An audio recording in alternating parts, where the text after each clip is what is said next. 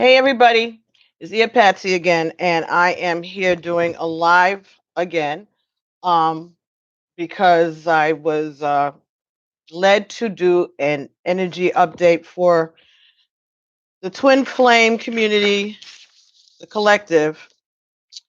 I had already come on this morning and done a reading for Scorpio, which was just posted. So if you're a Scorpio, please take a look. That message may be for you. If you're here, please let me know you're here. Tell me your name, where you're from, and give us a thumbs up so that other people will know that we are here. So, one of my subscribers, who's also my moderator, Kata, and I were talking this morning and sharing some messages. And while we were talking, I got this song. Y'all know I get songs. Hey, Katrilla, how are you? Okay, I'm glad that you got the message. Salutations, Kata. Thank you. Please give thumbs up. Let people know you're here. Hey, Tiffany. Hi. Oh, you're not at work. You're here. Okay, great. Hello, hello. Hey.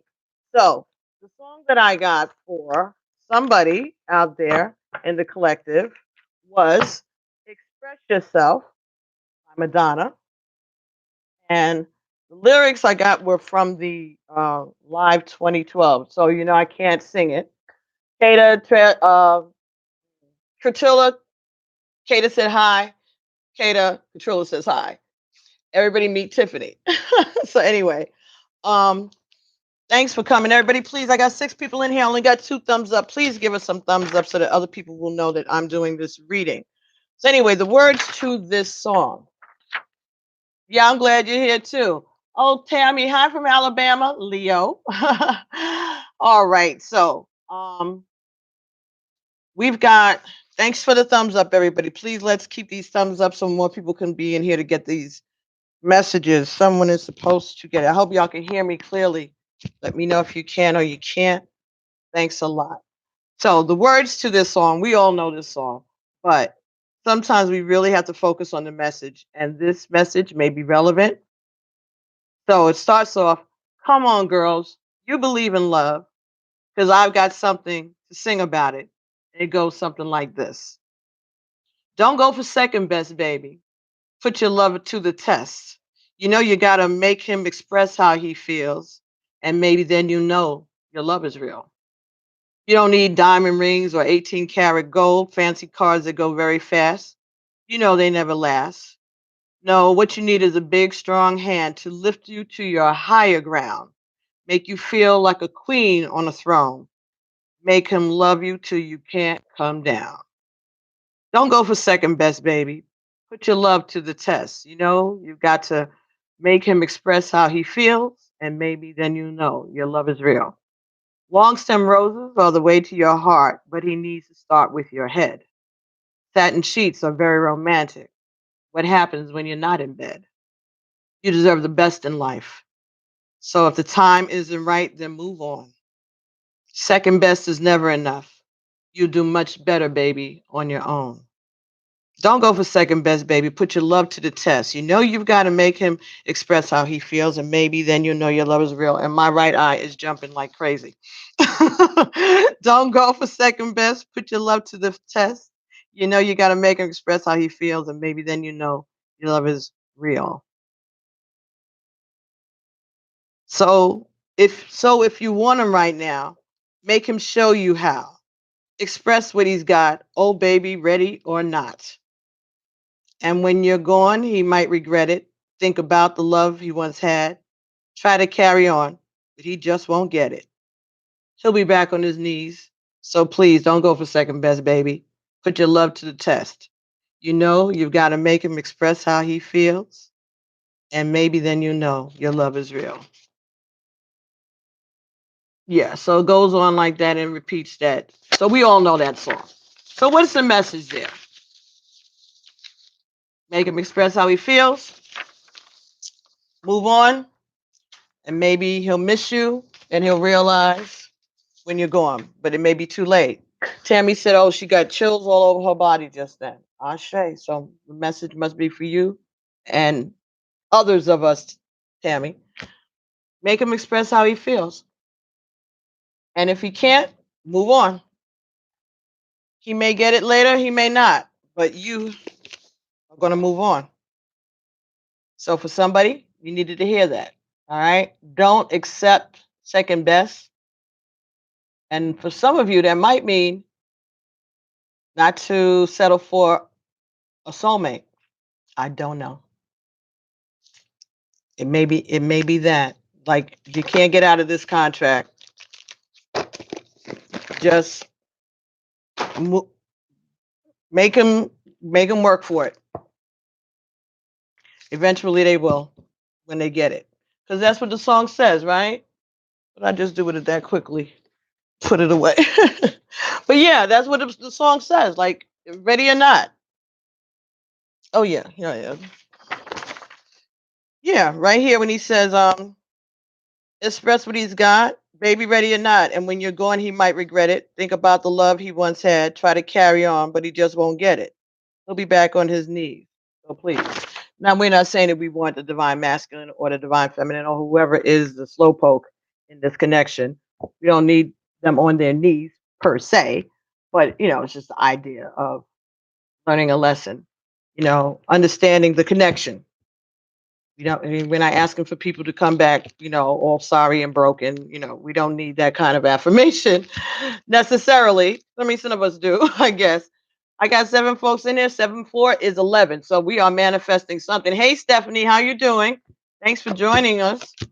So what I was led to do besides that, okay, I got 5 and 4 in here now, and that is the ancestors, right? 5 and 4 is 9. So this is what was meant for us to share today and for you to hear. Okay, so don't forget to keep giving those thumbs up so more energies can get in the room. So what we're going to do first is we're going to get some cards from the divine, divine masculine, divine feminine deck, right? Kata is 5 and 5. Okay, I say. Oh, I'm glad you found me too, Stephanie. Thank you. Stephanie said, happy to be here. Glad I found you. Yes. So let's see. Let's look here.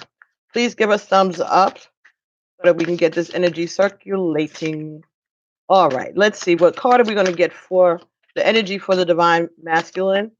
Current energy for the divine masculine. And these are general messages. So if it doesn't resonate, don't try to make it fit. If it's not your situation, I don't know what's going to come up. But I know there's a whole bunch of us in the collective who are very frustrated, who are waiting, who are moving on. And some people feel guilty about it. Some people feel no way about it. And other people are just sad and confused about it. And all of those feelings are valid. All of those feelings are valid. Those feelings are valid.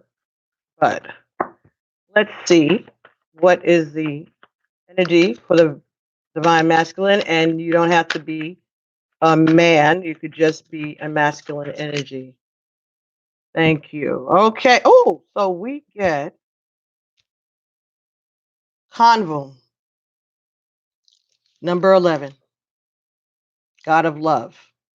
11 is manifestation, love, wisdom, having a destination, having a goal, wanting to make something happen, wanting to come with something to share. See, he has his bow and arrow, he has his owl or his hawk on his shoulder, and he's holding that rabbit. Looks like he already killed it, but he's got it in his hand. So this is somebody that doesn't want to come empty-handed. Someone who loves, has love, is learning about love, wisdom that has come from experiences about love, but he feels that he needs to come with some material, something to offer. And in the song, it says, you don't need diamonds, you don't need cars, you don't need these things. But that is what the focus of the divine masculine, that he shows his love through what he provides. Your divine masculine could be A Sagittarius, I'm saying that because I see that bow and arrow, and that is a sign for Sagittarius. He could just be a fire sign or none of that. He could just have those energies at this time. So we have Condom, Khonvoun. Khonvum, goddess, god of love, number 11. So that's a manifestation. Let's see what we get for the divine feminine. What is the energy for the divine feminine currently in regard to this relationship with her divine masculine? Her experiences on this journey. What are her energies right now, the divine feminine? Too much, folks. What do we got here? Ooh. Number 2, Freya, goddess of sensuality. So, waiting,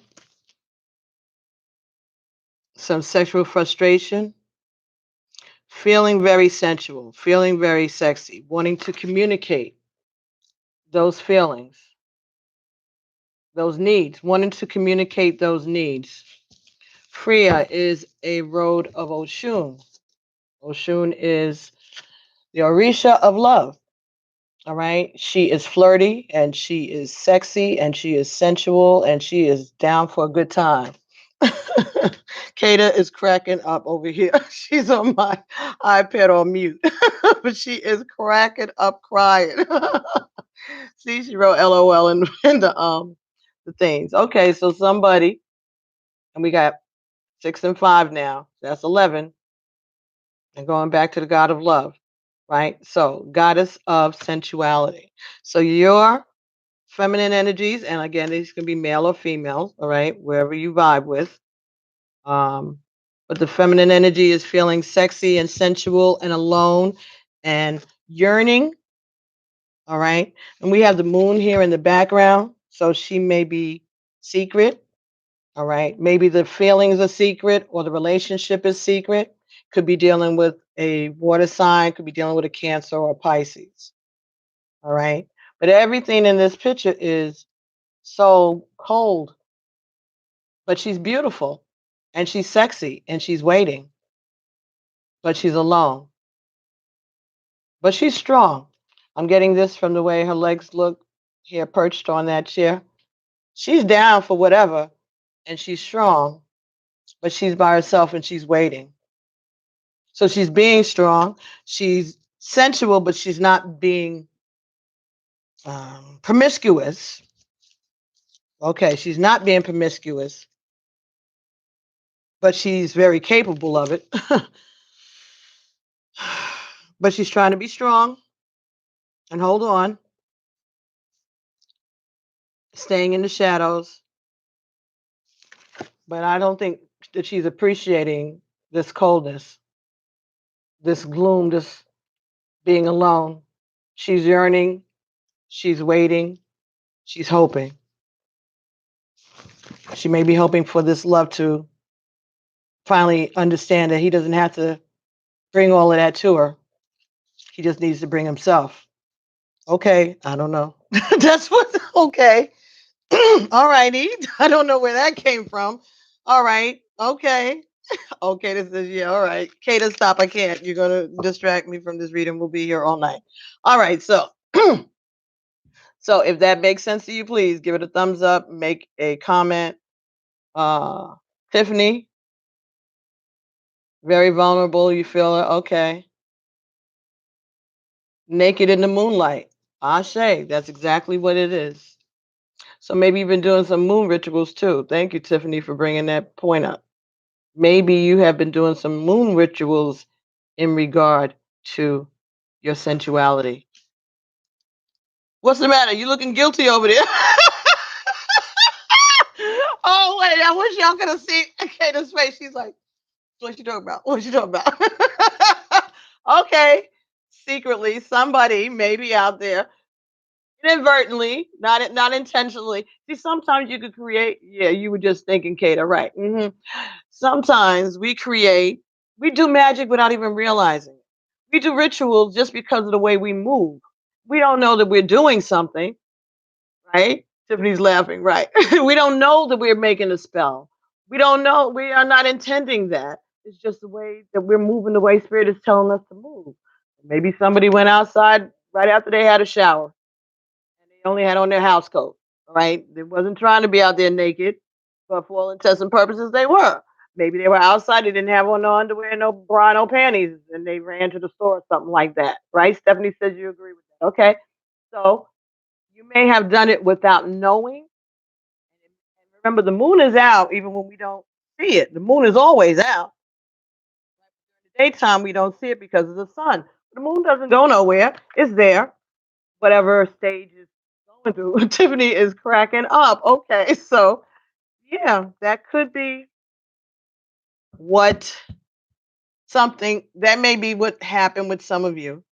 This is not a conviction or a scolding or none of that. Just let it making you aware of your power. That even when you don't intend to do a ritual, when you don't intend to make magic, you make magic because you are magic. Hello. Somebody needed to hear that. All right. You're not a bad person. You're not a witch. You're not none of that. You just doing you. And you're moving the way spirits say move. Wishing for something so much, just keep a hopeful thought, baby. Be careful with your thoughts because your thoughts are powerful and they're going to show you that just how powerful your thoughts really are. For those of you who are still interested in that romantic part of this journey, but even those of you who are not, those other goals that you have turned your attention to are going to manifest. They are. Because the things that we can't control other people's feelings and other people's thoughts, right? Everybody has free will, but the things that you want, the material things that you want, the tangible things that you want, you have control over that. You have the control over going out and getting them for yourself, like it said in the song. Getting things for yourself. All right. So maybe you were trying to draw someone to you, not necessarily your masculine, but the song said don't go for second best. Don't go for second best. So even if second best shows up naked in the moonlight after you've summoned them in, careful. Be careful. All right, so let's see what messages we can get for our divine masculine. What is it that this God of love, is saying that he needs to get out? Okay. Okay, from the divine masculine and feminine reunited by CHRISTABEL Jessica. That's the person who made these cards. She is a YouTuber also. She has her own channel. All right. And she lives in Australia. Hmm. All right. So let's look at number 11, because 11 is really important. We know that is a number of manifestation, making stuff happen. So he is the African god of creation. You might not expect him to be the god of love, but he does, in fact, carry forward the divine masculine energy of a deep, profound love shown in a way that is perfectly aligned with being on the physical plane. So, some of us are divine masculines are having a hard time moving from material to spiritual. So, maybe this is the explanation. I ask you to really observe the behaviors of those around you.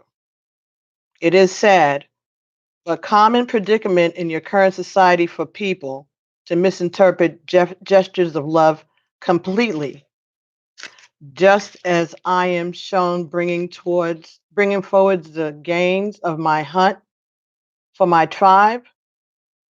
Those around you who are potentially extending you gestures of love that are easily overlooked. So we talk about different love languages. So this is saying that they are bringing the material because that's how they show love, and maybe you're not recognizing it. Gestures of love are as varied as the vast amount of souls incarnate on your plane. Discover how you personally show love. Is it possible that those around you interpret love and show love in different ways? And conversely, do they need to be shown in other ways to understand it? Do they need to be shown love in other ways in order to understand it? And conversely, do they need to be shown, sorry, do they need to be shown love in other ways to understand it?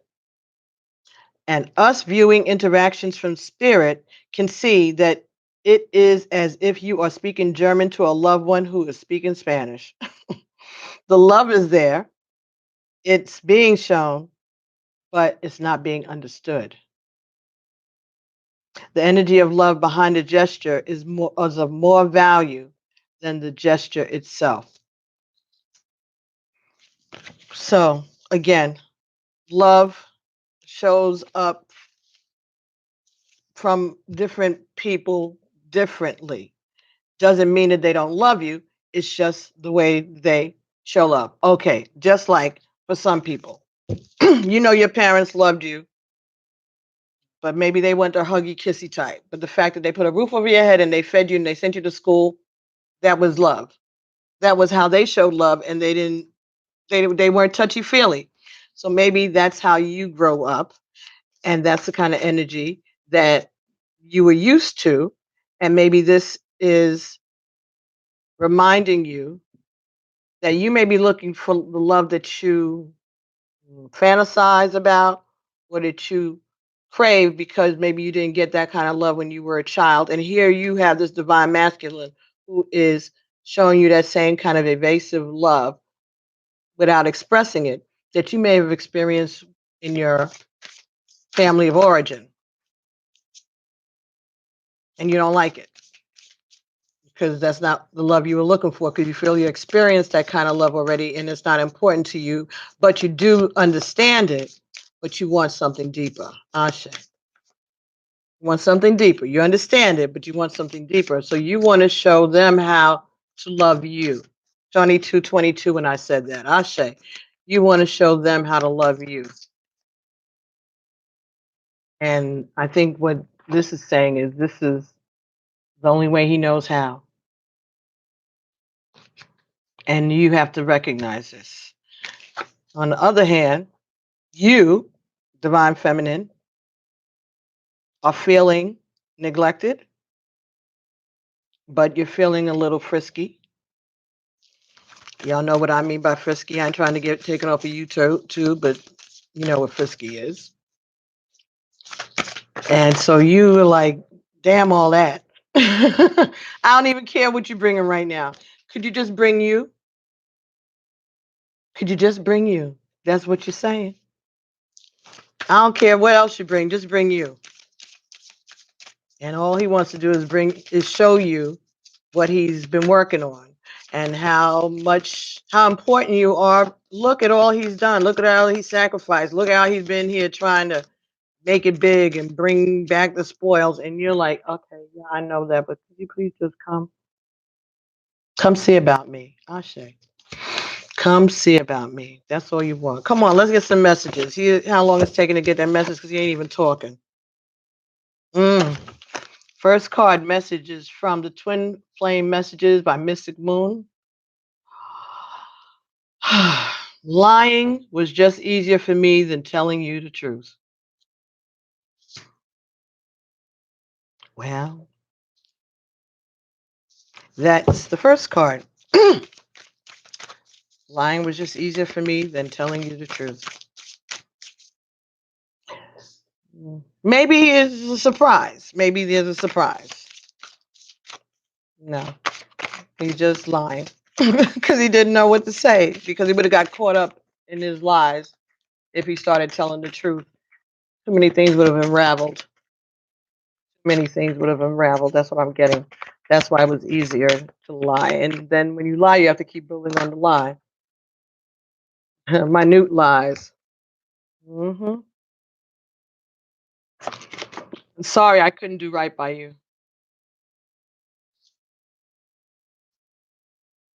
I'm sorry, I couldn't do right by you. My mind and body always comes back to you. My mind and heart. Sorry, didn't mean body. Heart. So they're not focusing on the sexual part of this. They're focusing on the heart part of it. Okay, Manjo says when will I fly to start agricultural project for global food security with the United Nations? I have no idea. If you'd like to know the answer to that, we can look that up, but you need to put something on the super chat for that one, or send me an email and we'll take care of that later because I'm in the middle of this reading. I'll be more than happy to start that for you, but I'm going to finish this up first. So if you'd like to send me a email, pbtarot7@gmail.com. Okay, Mondo, but you're more than happy to hang out and listen to this.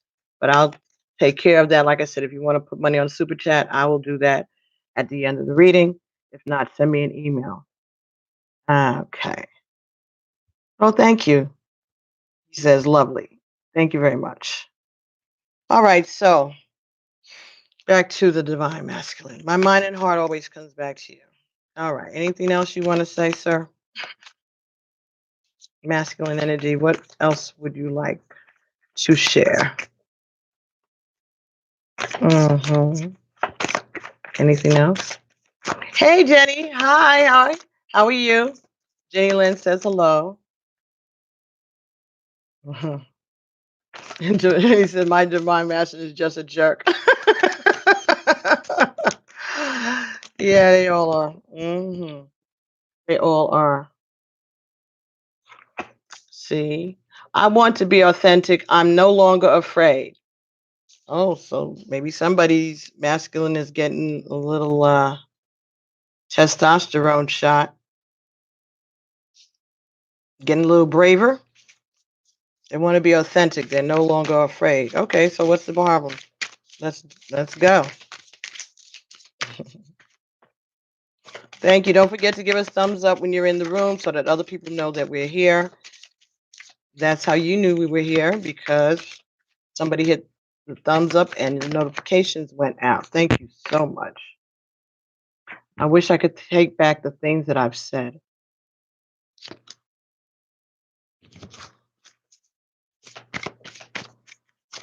And one more. Is that it? I wish I could take back the things that I've said. Here we go. Please don't take what happened personally. It's not you, it's me. Wah, wah, wah. Classic, right? Bottom of the deck. I still love you. Kate is laughing. I still love you. All right. So, God of love. Jenny's laughing too.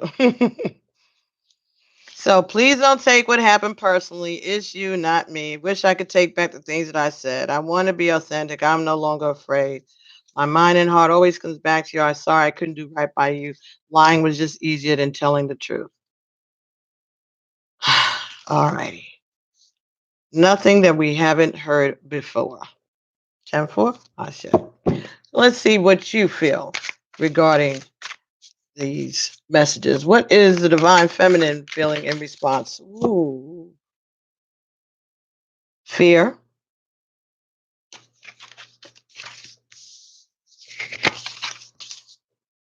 That falls on top of lying was just easier for me than telling you the truth. Right. So you feel that, you know that he was afraid. You know that there's a fear. You're afraid also. This situation has caused you to be afraid of them somehow.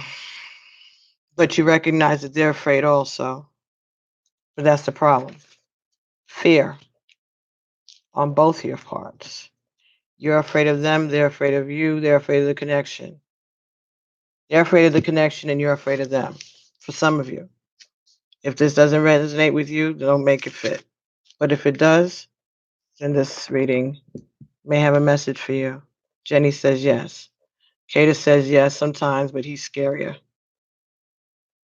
Oh. Kata says to Omar, you will sign the contract. Okay, Omar, Kumar. That was Kumar. That's Kata's message for Kumar.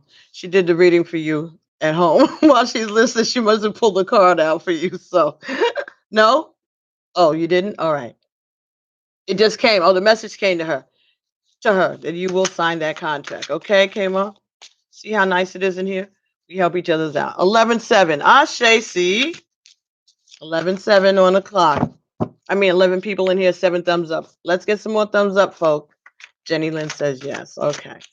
All right. So let's see. What is your response to I'm sorry I couldn't do right by you? And these are also Mystic Moon Oracles. Angela has a channel, Mystic Moon, here on YouTube also. And all those cards fell out, but the only one that fell up the right way is communication. I'm sorry I couldn't do right by you. And your thing is you didn't talk, you wouldn't communicate with me. He's apologizing for the communication.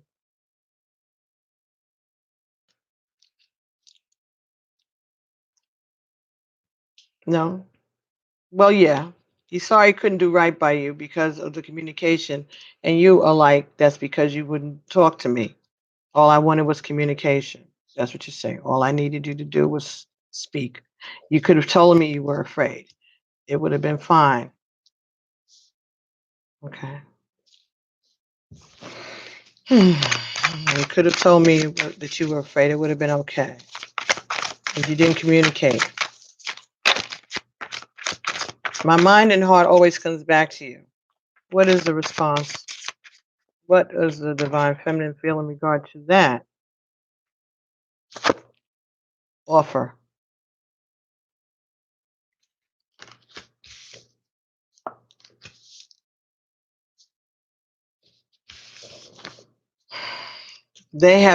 You have extended your love, you have extended your offer to your partner, your divine masculine, and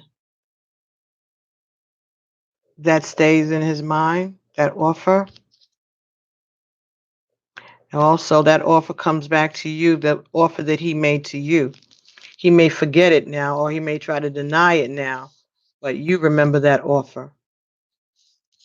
And you remember that you offered to communicate with him because you knew he was afraid and you were there. And he knew that you were there because his mind and his heart always goes back to you. And he remembers that he offered you something, even if he doesn't want to admit it to anyone else. So there was an offer of love. I want to be authentic. I am no longer afraid. And your response is pause, hold up, wait a minute. Oh, now you want to come. Oh, now you want to speak. And you're like, breaks, we're on a pause. We're on a break. I'm on a pause. I'm on a break. I need to think about this offer and this fear that I have of talking to you anymore. Some of you are afraid to even engage with your divine masculine anymore. For some reason, you've got some kind of intuitive information that's causing you to step back a little bit. 12-7, Ashe. Yeah, there's a pause. You're taking a break. You're stepping back. He's no longer afraid. He wants to be authentic, and you are whole. Now the tables may be turning a little bit. Okay, so this is about the tables turning because now he is focusing more on love and showing you his love through his love language, and you are focused on sex, which is what he probably was focused on in the beginning. So we are switching spots somewhat. Yes. Okay. All right. So that might be what this is about, switching. All right. This is a whole bunch of cards that turned over. All right. So let's just get one. I wish I could take back the things that I've said. That's from the divine masculine to the divine feminine. Tiffany says it's very accurate. Okay, I'll say. Thank you.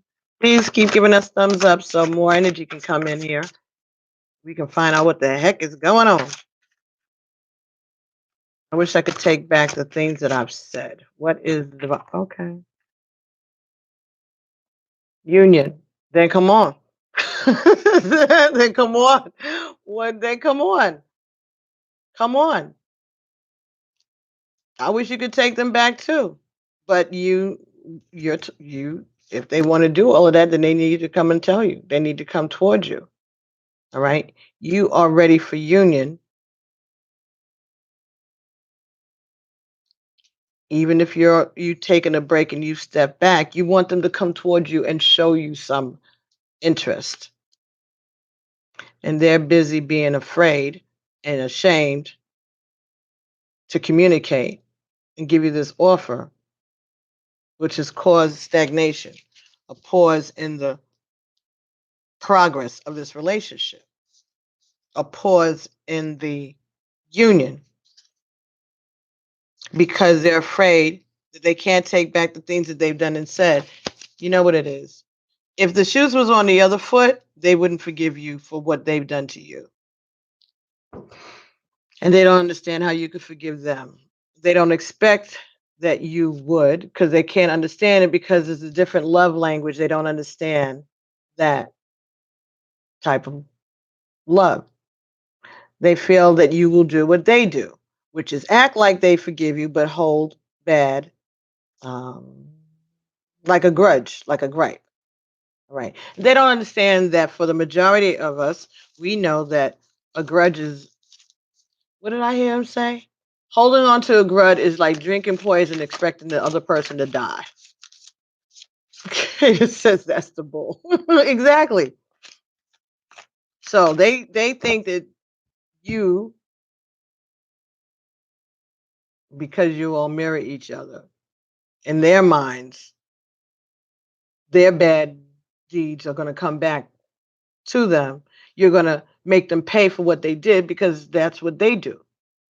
They hold grudges and they take it out on whoever they're with, and not saying anything, keeping it, letting it boil. 11 and 8, I say, letting it boil. Yes, okay, Jenny says yes. He called me for the first time yesterday in 6 months, but it ended badly. Oh, Jenny said, well, oh, yeah, you're too accurate. Hey, it's just the messages. Can't help it. All right, so the last communication is, please don't take what happened personally. It's you, not me. Okay, Jenny, maybe that's what he's saying. He knows it ended, but whatever conversation went left, he wants to take the blame for it, as he probably should, even though I wasn't in the conversation. Oh, see, forgiveness. You're ready to forgive them, him. We are ready to forgive them, but they're busy scurrying off like scaredy cats. Because how could you forgive them? They wouldn't forgive you. They wouldn't forgive you if you had done to them what they've done to you. So how could you forgive them? But that's the divinity in us, right? That's the divine. That's what they haven't awakened to yet. That's what they don't know. They don't understand about unconditional love.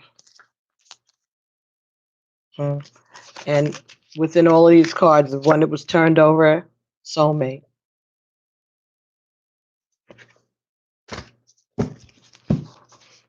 Oh, fresh start, bottom of the deck. Start all over again. Is it start all over again with a soulmate and not a twin flame? Hmm? Or just your desire and their desire to start all over again? Tiffany says, I'm feeling like they want to be able to as well, but I don't know how, and they don't know how, and it makes them crazy. Right. They don't know. They don't have the language this is love. This is how their love manifests in providing, okay? Stability, coming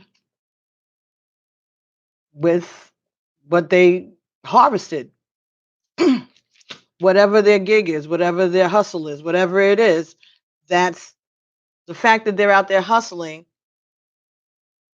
That's how they show love. But you're not seeing it because they're not showing it to you. So maybe they're off somewhere gathering and they got a plan, but they haven't shared the plan with you. And so you feel lonely, alone, right? Because they're trying to direct this relationship without you. They're trying to direct your relationship.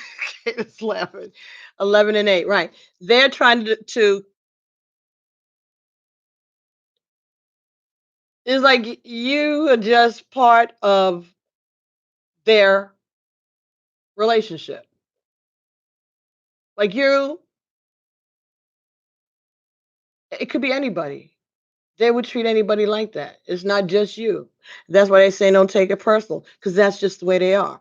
Anybody that they were with, they would treat them this way right now. It's not you, it is them. But you can't have a fresh start because they still love you. And you know it, and they know it. It's just about the way that they show it. Make him express how he feels, and maybe then you'll know his love is real. See, all of this, he don't have to spend no money to tell you he loves you. He don't have to spend no money to communicate. Words is free. Words is win. Costs nothing. But when you don't speak, it might cost you everything. Okay, spirit. All right, so let's see, what is the lesson? Why are we doing this? What are we going through? Why are we experiencing this? What is the lesson? Yes, Tiffany even told me that he feels frustrated because he doesn't know how to express what he is feeling. Right, they don't have the words because they've never felt like this before, and they don't want to be a simp, right? That's the word for for them. You know, like it's too much peer pressure, societal pressure, their own pressure, how they see themselves, the image of what they think they're supposed to have on their arm, as opposed to being with you. How will that affect their image? Like, as if, like, what, really? It is how is my being with you going to affect my image? Is the question. That right, ladies? Ugh. That's their ego. That's their ego. Because you don't matter, because you're just a woman. You're just a feminine. Who, what? They are the masculine. You are just like a non-factor. Insert anybody in this spot because they haven't fully awakened. They know that there's a connection. They know that, but they've had connections with other people in the past. They don't understand the importance of this connection. But they will, slowly, unfortunately. But let's see, what is the purpose of this right now? What is the lesson that we are supposed to be learning through this experience right now? Okay, it's at 11:17 on her side, and she got a ding at the same time when I said that. Okay. And I got 12 and 8 over here.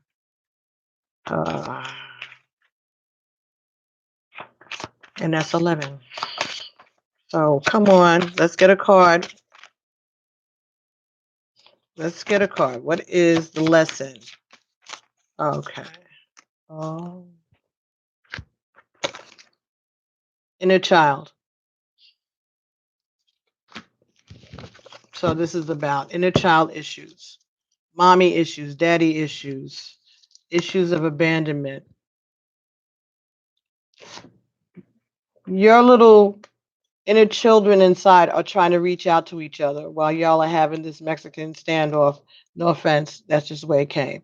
But Jenny says, "Speak my life, Ia." That's what it is. That's it.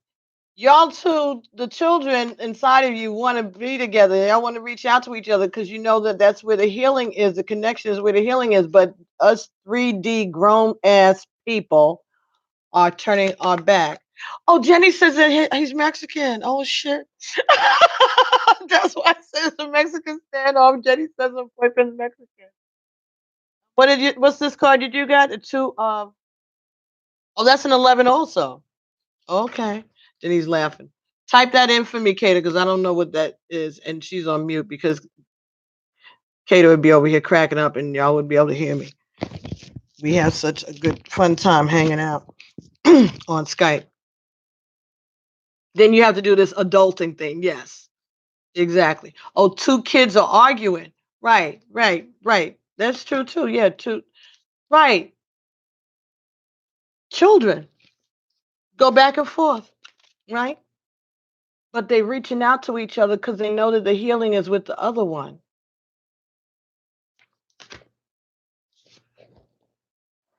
But this is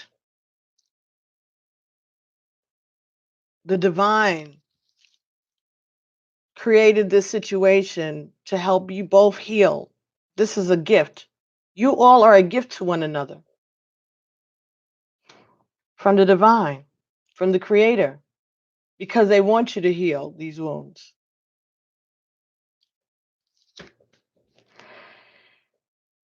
Hmm. These wounds need to be healed, and that's why you all are in touch with each other. It could be just for the season. It doesn't mean that you're going to be in union forever and in love and all of that. But there's something in you and something in them that's healing for one another's inner child wounds, whatever they are. Maybe you remind them of their mother. Maybe they remind you of your father or your mother. Either way, some important adult figure in your life. Tiffany says yes, like we are parenting ourselves through each other. And Javella, hi Javella, says his pride is doing too much. Absolutely, ego. All right, so let's see what the shadow. What is this inner child hurt? That okay. Let's be fair. We both need to. This lesson is for both of us, right? For both of you. So let's find out what the inner child hurt is on his side and on her side, right? Can we get that, spirit? What can you tell us about this inner child hurt? And this is the mystic moon twin flame shadows. So that which is underneath that is not being said, or that we don't even remember, or we remember it slightly. Clarity for the masculine. The inner child wound that needs to be addressed. Where is it coming from? What it's about? Thank you, Spirit. Please. Whew, thank you so much. Please give thumbs up while you're in here. Please, this helps circulate this message to other people who need to hear messages.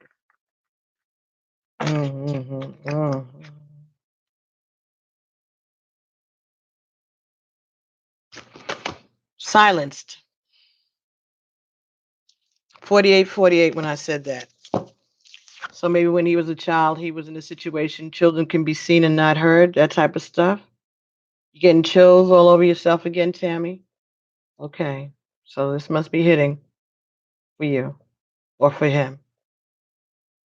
Silence. Something may have happened in the childhood that they can't talk about. They may have seen things that they can't speak about.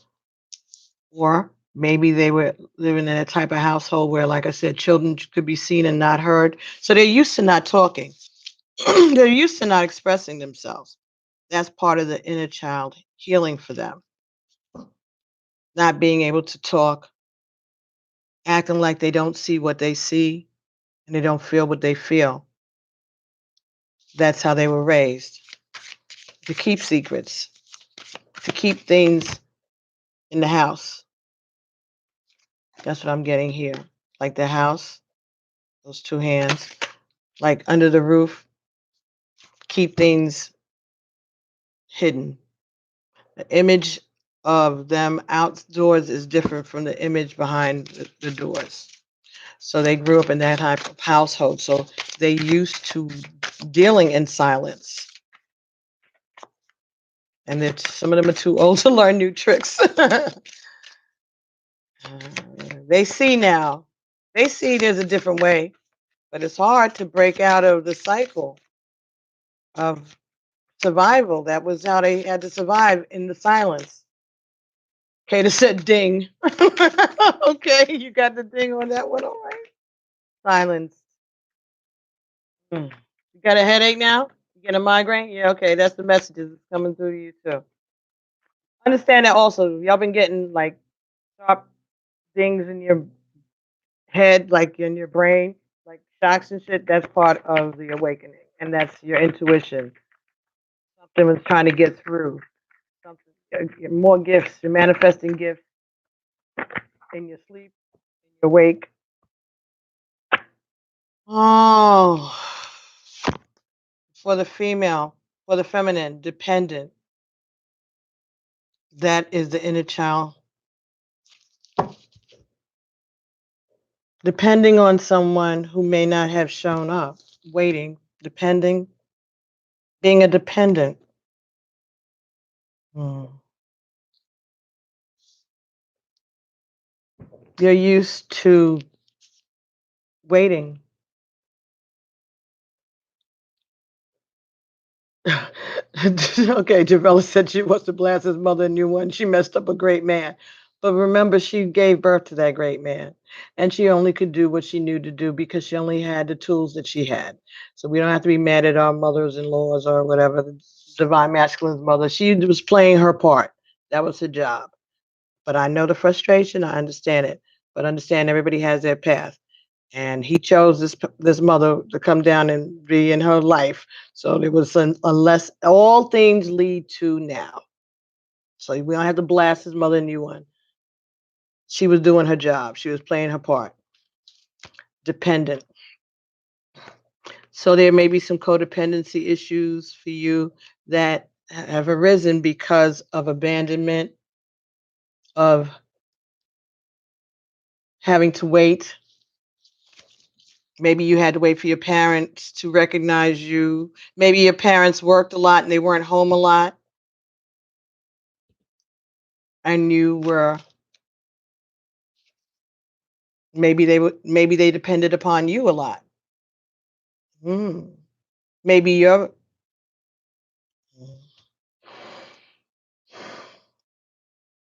maybe you were dependent a lot. Maybe your parents depended on you a lot or put a lot of responsibilities on you. And maybe that's why maybe the energy of mothering or nurturing is attractive to your male, to your masculine. Because you remind them of their parent, of their mother. You remind them, okay, raised by a grandmother. Okay. Mhm. Okay, Jenny, he was raised by his grandmother. So yeah. So that's a different level of rules and a different way. You know, like your parents have their way with your grandparents may be like your parents, but it might be a little tougher because, you know, they're older, not as modern as your parents would be because they're younger. So that may be a little different. But lots of boys and girls who are raised by their grandparents, they love their grandparents. The grandparents, what did Bill Cosby say? Grandparents are our parents just trying to get into heaven. So they may be a little calmer. Aloha from Hawaii. Hey, to this tarot. Okay, and okay. Thank you. Your DM was also raised by his grandmother. Tiffany. Okay, so maybe that is something. Okay. Tutus loves your, okay. Tutu. Tutu means something else to me than it might mean to you. I don't know what that means to you, but I know that that is. Hey, Juanita, how you been? Hello from Miami. My goodness. Grandparent, that's what you call your grandparent, Tutu? Okay, that's like abuelita, abuela. See, okay, Tutu, grandparent. That's so funny. See, Tutu in my mother's language was what you call your vagina, your vajayjay. When you were little, after a while, you got rid of. There's no more baby talk. Grandparents. Okay, keep giving. Yeah, this is laughing. All right, so yeah, there was a tutu and a pee until you got to be old enough to understand that the terminology was vagina and penis, and that was all it was. No other words. No P word, no D word, none of that. Okay, so Javella says you have okay. Mama to 7, he is the only child that was left behind in Jamaica. His mom come got her sister and brother, but not him, and now he's messed up. And now he's messing over others. Okay. Oh yeah, okay. Yeah, it has been a while. Juanita, Juanitina. We haven't seen each other in a while. Juanita. You always mess up your name. You know I'm talking to you. So grandparent in Hawaiian is tutu. Is it tutu mother or grandmother or grandfather? Is the same word?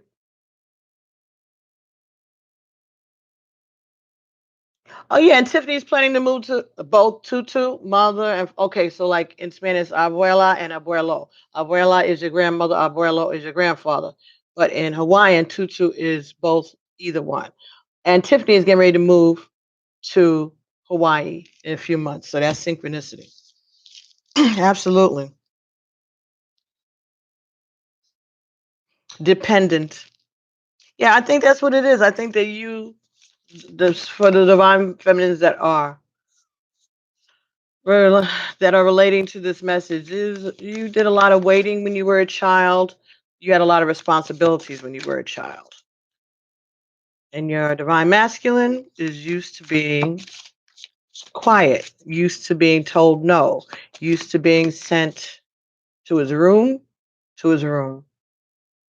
Some people, that's how they got punished. They were sent to their room. So they're used to being by themselves and that energy to work out their stuff. Tiffany, okay, Tudas is saying to Tiffany to keep in touch when you move to Honolulu. Okay, so y'all should exchange email addresses later. Okay, find a way to do that. Dependent. Okay, so that's the inner child issues for your divine masculine is maneuvering throughout his life, being used to being isolated and silenced within his own brain with his own thoughts. Thank you. Got 15 people in here. I only got 10 thumbs up. Can I get 5 more, please, so that we can keep this energy flowing? This is real cool. Somebody needed this message. So he's used to being silenced. He's used to using that silence as power. He's learned to manipulate through that silence. Okay, Tammy said it was her father that hurt me and my uncle. My mother would leave every weekend and took my 2 brothers with her, and she never allowed to go with her, and she left me with my father, and he hurt me. Okay. You are Leo, Aries, Sagittarius, anything regarding career? Not yet, but we're doing a twin flame reading. 12-12 right now. Thanks, everybody. I say, I say. And you are Aries, Leo, Sagittarius. Okay. You're trying. That's very important. You have Leo, Aries, and Sagittarius in your chart. Ah, that's important. Grand trine, I think they call that, is 13 and 12 and now. Huh. If it comes up, it'll come up. But if not, if you want me to answer questions when I'm done, you can donate to the super chat or send an email to me at pbcharo7@gmail.com, and then we can do a reading specifically for you. You just want to hold him and make him stronger. Told him he has to talk to his mom before she dies. Hope he will tell her his hurt. Well, even if she passes away before he gets to tell her in the 3D, he can always communicate that to her. He doesn't have to tell it to her verbally now. He could communicate it to her telepathically. That's his mother. She'll feel it. She'll feel it. That's his mother. If he can communicate, if our divine masculines can communicate telepathically with us, why wouldn't they be able to do it with their own mothers? Right? So don't put it, don't make it like, first of all, this is his path. He can do however he wants to do. You can just give him advice. He can choose to do it however way he wants to. But he can be aware. Be aware. They're not stupid, okay? They're just as divine as we are. All right? They are. They know. And if not, you can just mention to him that his mother can pick up on his thoughts just like he can pick up on yours and you can pick up on his. That's his mother. She may never admit it, but she knows. She'll know. If he really wants to talk to her, that can happen. He has to own his own experiences, right? And even if she dies, he can still communicate it to her because it's just a change of energy from this plane to another, getting rid of the body, but still the energy is there. But if he feels it, he can communicate it to her. And then, I know it's not easy. I've had some really important conversations with my mother over the last few months and years. And sometimes it gets a little, but sorry, I got to do what I got to do. And my mother has said she always knew this about me anyway. Why she didn't tell me, I don't know. 12, 12. Okay. Why she didn't tell me, I don't know. Okay. Thank you for the energy confirmation, Tillis. Okay, you got it. Very good. You know, but there's nothing. Sometimes the child has to take over that space with the parent to help them because parents have their own childhood issues too that they needed. Like I was saying, they only do what they do because that's what they know to do. And so, since we have been chosen to be leaders in our family and our soul groups and whatever, sometimes we have to nurture our mothers and fathers through their shit. Excuse the language, right? Because that's our job. And when the student is ready, the teacher will appear, even if you gave birth to that teacher yourself. And I share with you, right? And you live with your mom too, see? Yep. Sometimes it's what it is. You give birth to your own teacher. Didn't isn't that what Mary and Jesus did? Didn't Jesus give birth to her Lord? So you can learn from your children. You can teach your mother something. Your mother, it's an exchange. They taught you things. Now maybe it's your turn to teach them things, which is fair with your mother and father or whoever raised you. So maybe you're going to pay them back by helping them heal their inner child. It's not easy being a divine feminine. You got lots of work, lots of things. Lots of people depend on us. Lots of people are depending on us. It's not easy. Nope. All right, let's see. So we're dealing with inner child issues, them being used to operating in quiet in the dark, and you used to people putting their burdens on you. And the fact that he's not is throwing you off because You feel love. That's how people have always shown you love, by putting their burdens on you. And that's what you're used to. And because he's keeping his burdens to himself, it's freaking you out, because that means that they don't trust you and they don't love you, they don't respect you. But it's not that. It's just their own stuff. But remember, we talked about love languages. That's what it is for some of us. For some of us, we're used to people putting their shit on us, and this person is doing exactly the opposite. And so we don't know what's happening, and it makes us feel out of sorts and anxious. And that's the part of our inner child that we need to heal, about helping people and learning how to let it go. Her helping and learning how to not let it become part of our energy, not letting us absorb other people's negativities, other people's issues, other people's issues. But you've been always doing that. That's what you're used to. So how could this person who you love so dearly not communicate? Because you want to help them, because you want to love them. They don't understand that, because that's not what they're used to. That's not what they have been used to. That's not how they see love. And so they're suspect of it, or they don't even recognize it. And you don't recognize this kind of love at all, because it feels selfish. You married him to be his helpmate. Did he ask you to be his helpmate? Or did he just ask you to love him?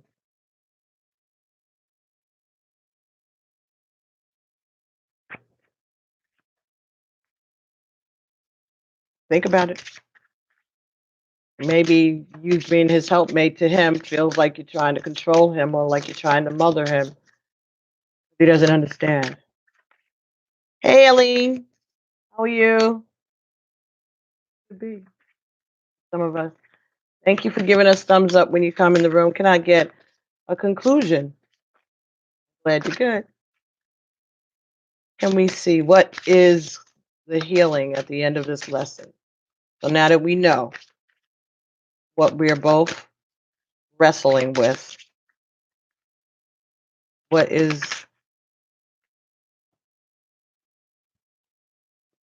selfhood?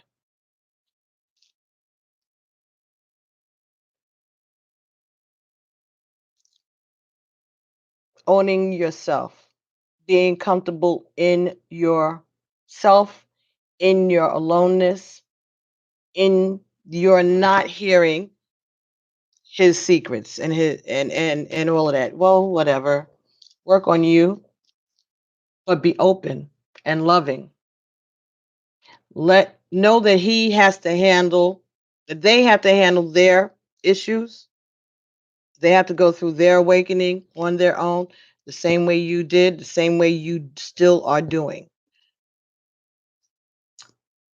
Appreciate where you have come and who you are. It's not about ego or being selfish. It's just about recognizing who you are. Am I doing free readings today? This is a free reading right now. If you want a free reading, if you want a reading, you can put something on the super chat, and I can pull some cards for you. If you want a personal reading, you send an email to pbcharles7@gmail.com. And the bottom of the deck is openness. Okay. So something needs to be communicated. Could be a secret that they're keeping about another relationship for some of you. You're fine alone. I just wanted to be a missus, but I'm good by myself. Hey, Aline, I know you. Just hang out. It's been a long day at work, and you need some guidance. All right, Aline. I'm not, like I said, if you want to do a super chat on donation here, I can pull cards for you. If you want a reading, send me a email at pbtarot7. Hey, Key. How are you? Thanks for coming by. But hang out. There were messages in the video that I did before for Scorpio. I don't know, Eileen, if you're what your sign is, but maybe there might be something in there that may resonate for you about work. Okay. But I'll pull a card for you. Just let me finish this up, please. You had a town moment with the divine masculine this morning? Yeah, join the club. We all have been having those moments lately.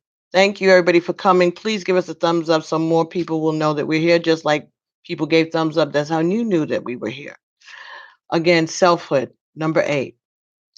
Taking responsibility for yourself, them taking responsibility for themselves, appreciating where you've come from and your gifts, appreciating the lessons, and being good with it, being comfortable with your journey so far. But like I said, for some of you, this is again about communication and openness. Maybe for some of you, this is a secret that they're holding about a relationship.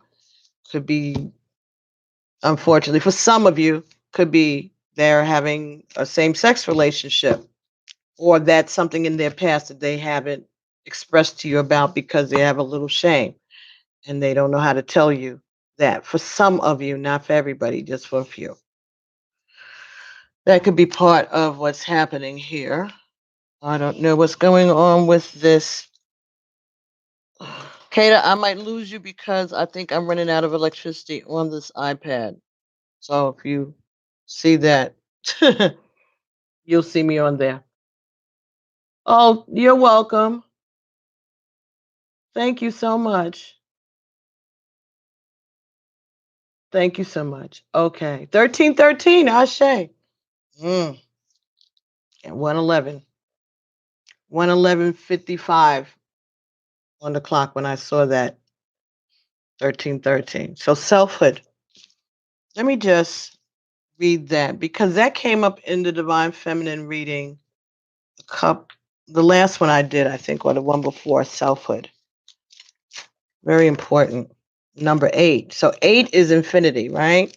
So this is a lesson that you learn that you're going to take with you the rest of your life. Selfhood is the sweet spot between codependence and extreme independence. This is about having an interdependent relationship rather than a codependent relationship or being single.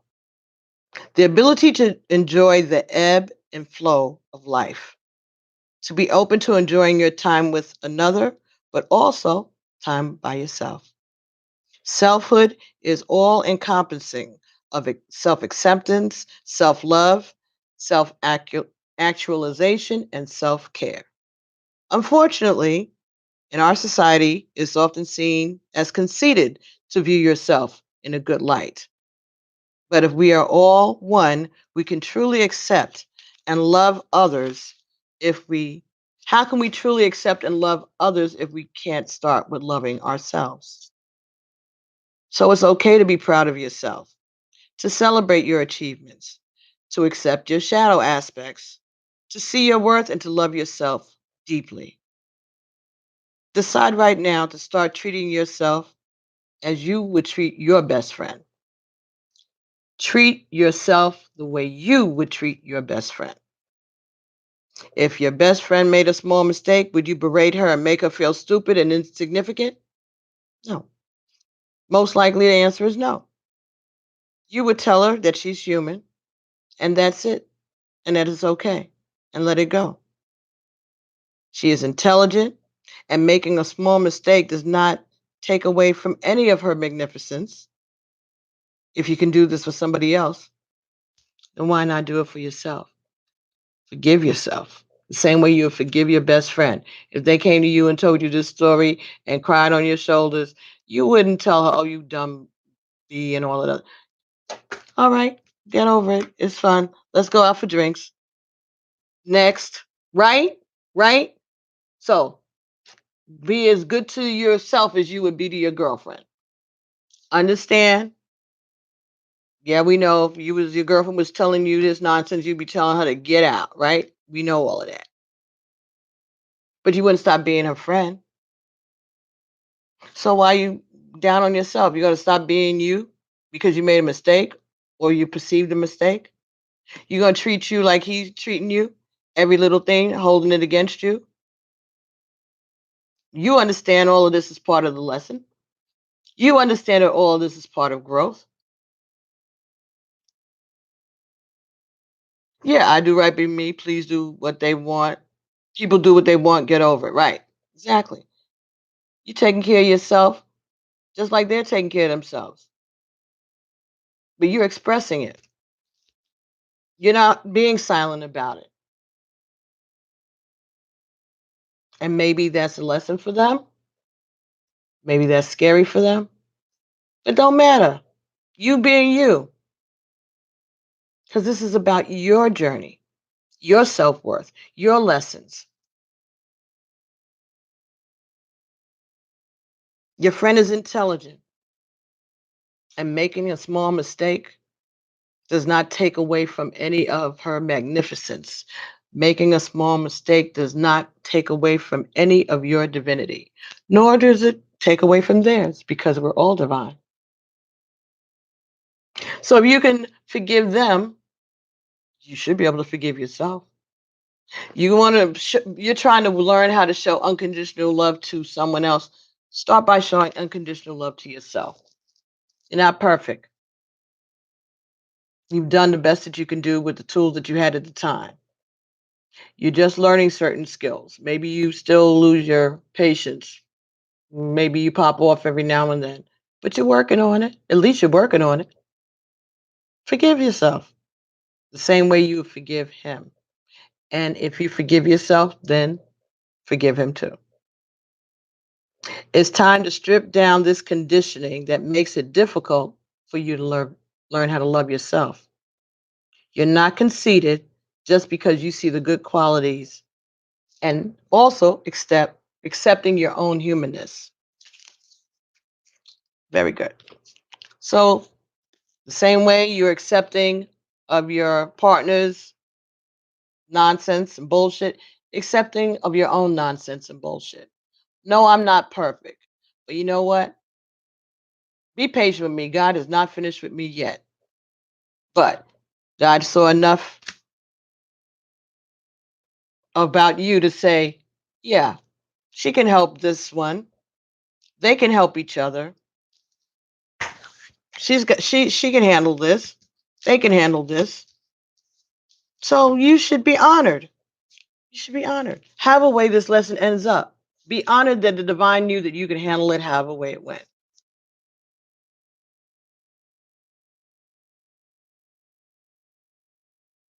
Can he remember that I'm open hearted and open minded? Yes, I would forgive her. I'm just not like that. I could not be cruel to anybody.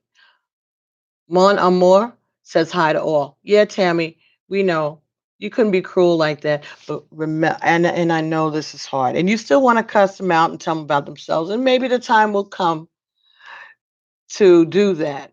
But understand that you can,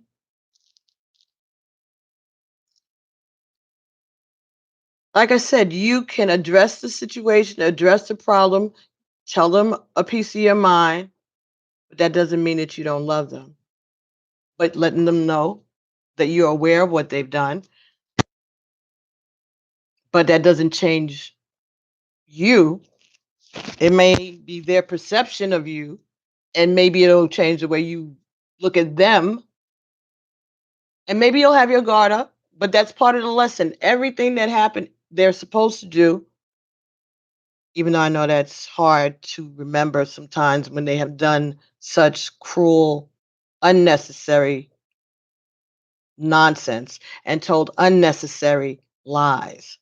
They volunteer lies. I know, I know. But they ain't got nothing to do with you because you still standing. Unfortunately, that's the way that that they have learned how to operate in this world. You, on the other hand, did not grow up with those lessons. You grew up with different lessons, and your lessons taught you to allow people to put their bullshit on you. And you're learning, no, I got enough of my own bullshit. I can handle it, and I handle it like a queen, like a champ. Right. Spirit made you stronger than most. You're chosen. You may think that he's weak and he's scared of your words, and he may be, because maybe you convict, your words convict his soul. Could be. But part of this lesson for us is also to learn how to temper that. If we are teachers, right? We're mothers, we're wives, we're sisters, we're lovers, we're teachers, we're friends. Learning how to share the message without belittling them or making them afraid of our words. Because we're not perfect either. But we know how to fix it. We know that we can go and speak to our creator. We know the power of prayer. We know the power of faith. We have the tools that they're maybe just starting to get. Maybe they're not used to it. They're trying to catch up. But they got a lot of stuff going on that they don't want to share right now. And they don't want to hear I told you so's, even if everything that you ever told them was correct and they are seeing it play out in front of their faces. Nobody wants to hear I told you so. Right? Nobody wants to hear that they're weak. No one wants to hear that they're a coward, even if they are. But understanding that the weakness, cowardliness, all of that is part of the lesson. They are playing their part and we're playing ours. Okay? The boundary between unconditional love and always have to accept others' mistakes. Because when you understand that the mistakes are not mistakes, it's part of the journey, and they're just doing what they're supposed to do, no matter how horrific it is. And I know you have to process it and accept it, but know that they are just adhering to the script. No, he is not done with me yet, and I know this. Them chills again, but with tears. Thank you very much. Oh, you're welcome, honey. Jenny says yes, ma'am. That was Tammy that said that before. Javelle is laughing. Mm. From the Signs from Spirit Love Oracle, what is going to be going on? Grapes and satisfaction. Maybe you're going to have a sit down, have a couple of drinks, all right, and have some talks. Kata, this is getting ready to die. I'm at 5%. Yeah, that could be it. You're going to go out and have drinks, or you could be just doing that for yourself, sitting down and treating yourself. But I think that this is about having drinks and talking. Maybe the satisfaction will be getting some, but that's you. That's up to you. Wasp, jealousy. Maybe there's a lot of gossiping going on. Or maybe some of them, or some of us, talk too much when we drink.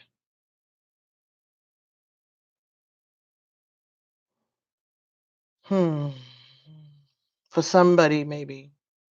Maybe when you drink, you get a little, maybe when they drink, they get a little loose with the mouth. Maybe something was said while you were drinking that caused somebody to get jealous.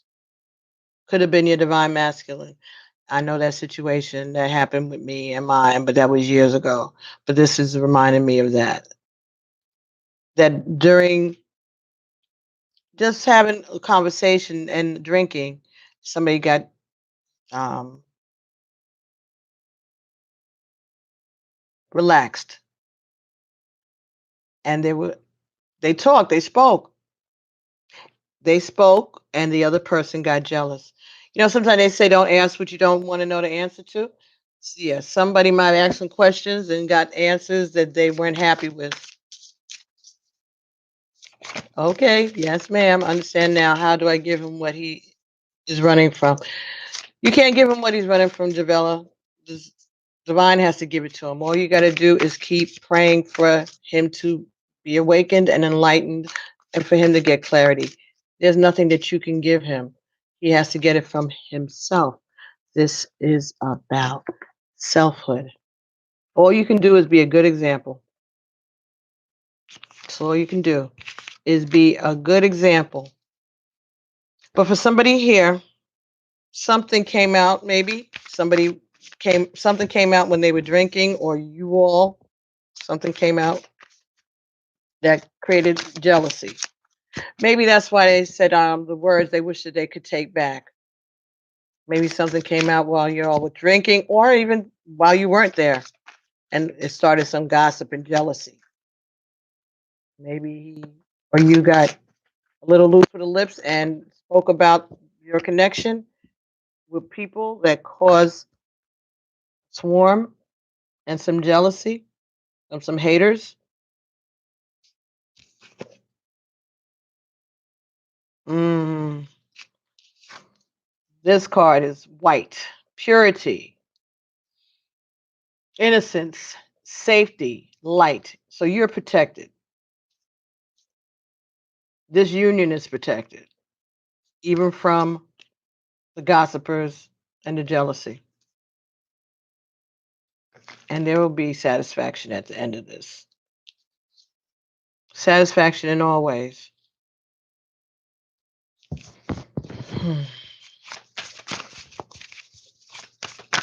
Yeah, but there's gossips. Somebody better be careful when you are drinking. Be careful when you put down your drinks. If you're out, don't let anybody.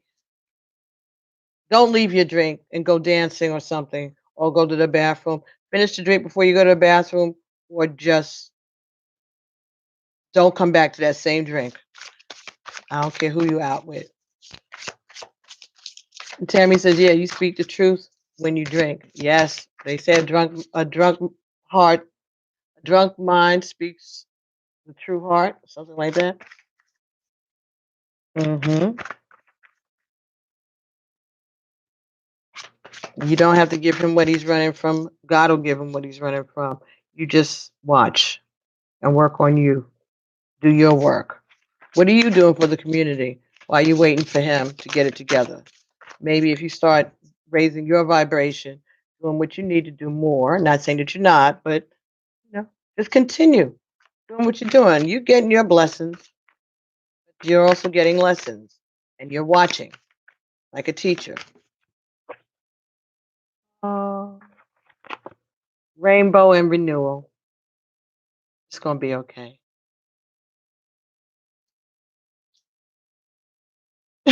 She says, "Let them talk. I drink from the bottle. No leaving, coming back. It's trash." Yeah, yeah. Maybe that's what you do. Drink beer or something. Something that you know. Shit, you could take a beer to the bathroom with you in your bag. Grab it by the next day. I'll be right back. Take that shit with you. Maybe safer in the bathroom than it is on the table.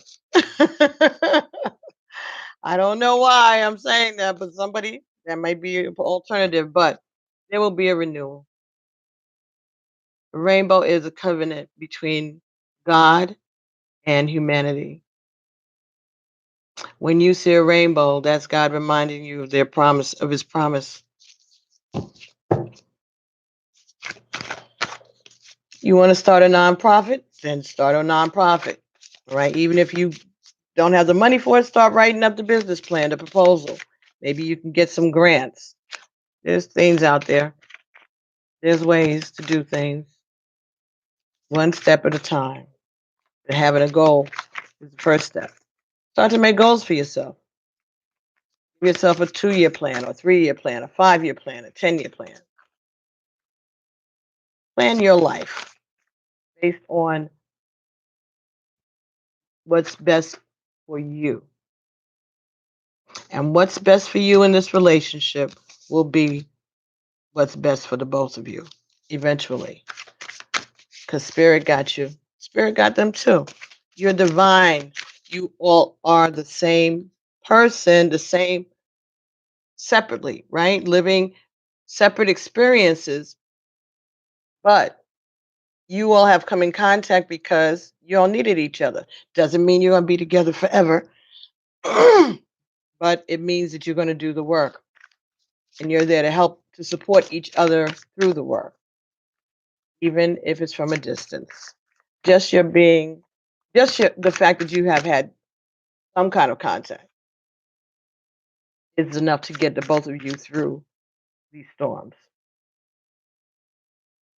And there'll be a renewal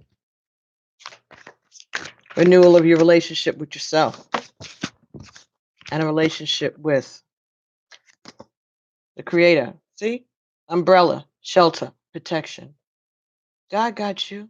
Spirit got you. You're safe. Looking good. You've been taken care of.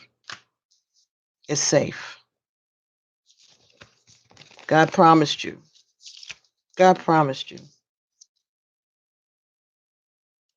God promised you.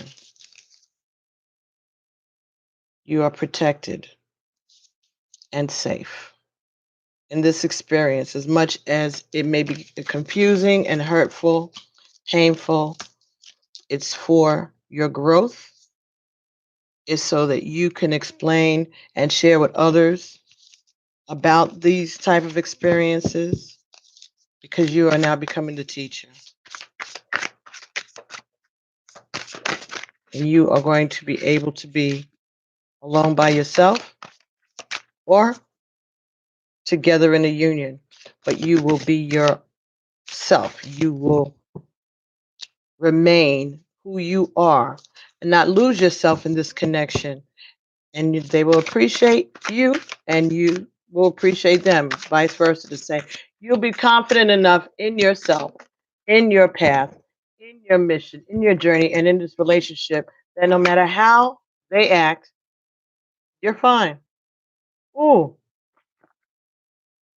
number 444. Foundations for the future. Your hard work and determination is creating blessed foundations for your future. 444. Told you. God got you. Spirit got you. Kata says she's been saying 444 all week. Ashe, you got this. You got this. Your hard work and determination has been recognized. Okay? It's been recognized. You are doing your work, even if you're a little lonely, feeling a little frisky.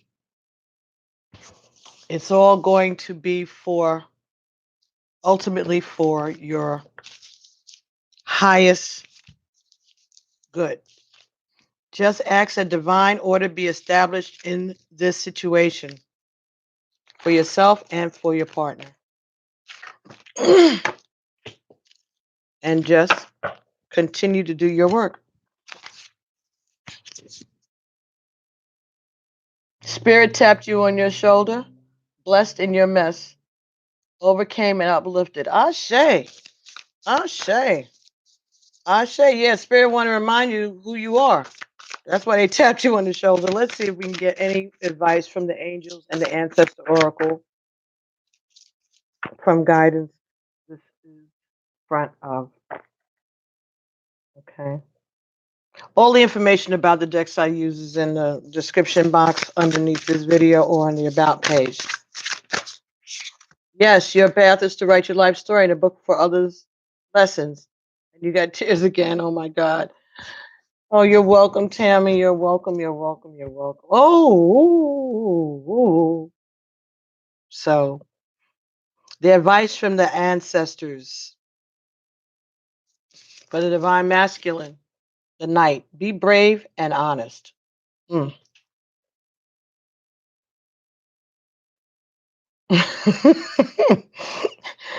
Need we say more? Be brave and honest. Even if you got to go in with your eyes closed and praying, you'll be accepted. And your bravery will be acknowledged. Your divine feminine knows that this isn't easy. They know that this is hard for you to come forth and be honest, but have faith. God is with you too, divine masculine. And for the divine feminine, hey Joy, how are you? For the divine feminine, Sholin Master, be graceful in movement and action. Now, looks like you're ready for a fight there. You got your hands up, got your dukes up, but you're being told to be graceful in your movements and in your actions. Jamila says, he's fighting the truth. I hope he wins. Yes, amen. We do hope that he. No, I want the truth to win. I want the truth to win. I want the truth to win in my case. Well, do I really?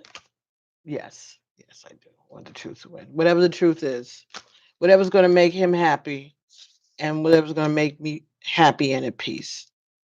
If it's the truth of something that may be hurtful, like I said, everything is what God wants it to be. Bottom of the deck says, you are not alone. Guardian angels, there you go, feathers. So if you see white feathers around you, that might be a reminder to you that spirit is with you. Oh yeah, these are defensive moves that you are putting up, but be graceful.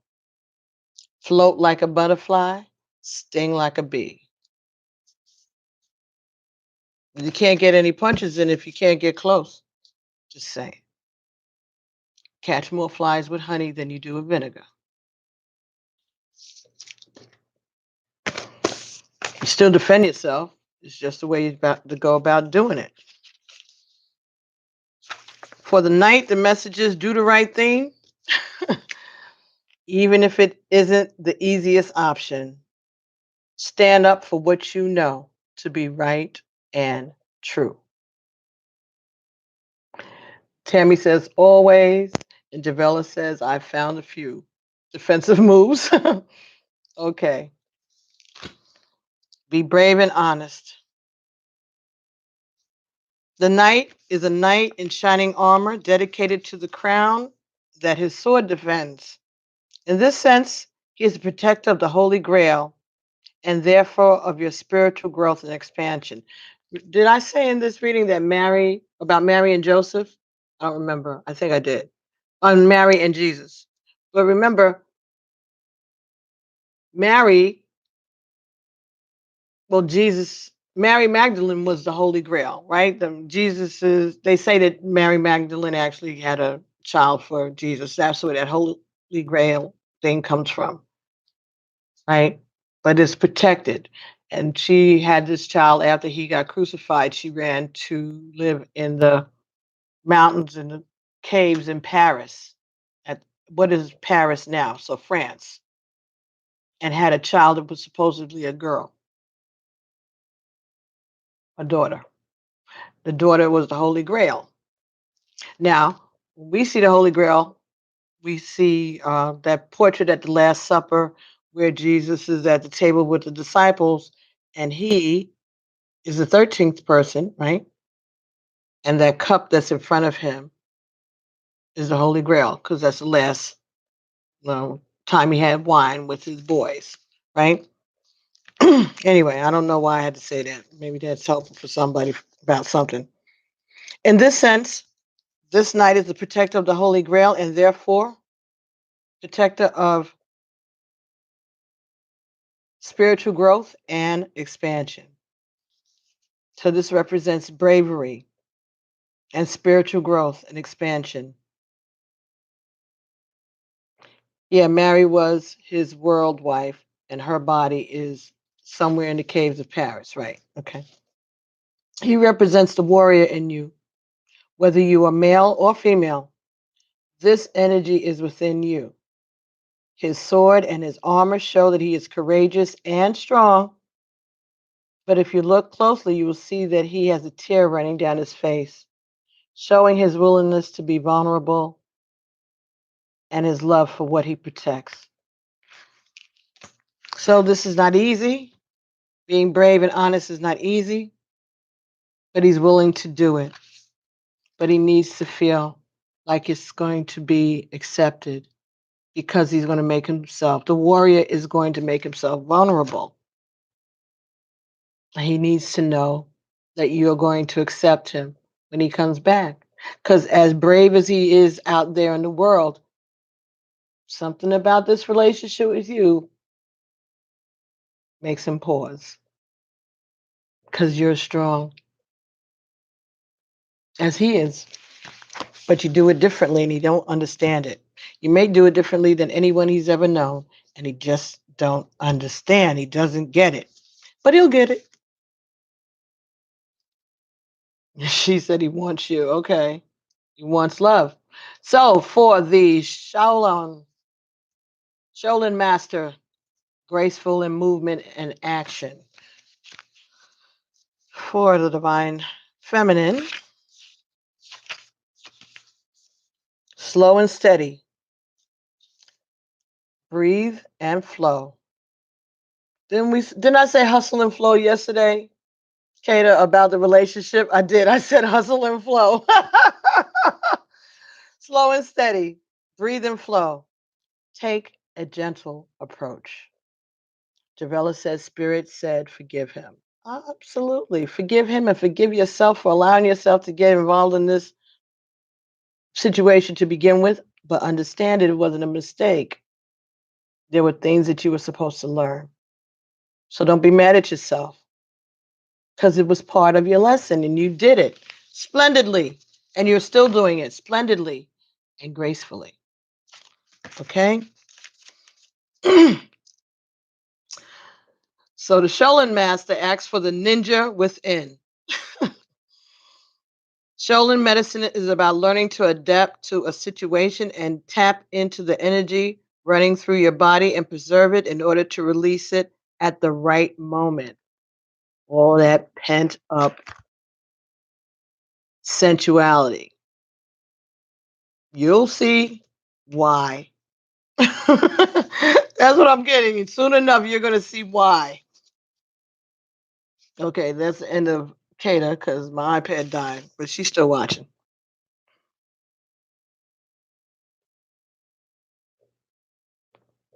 It also teaches about subtleties because when you are too forceful, you use too much energy, and that may not be supportive of what you're working on. The Shaolin master, like a monk,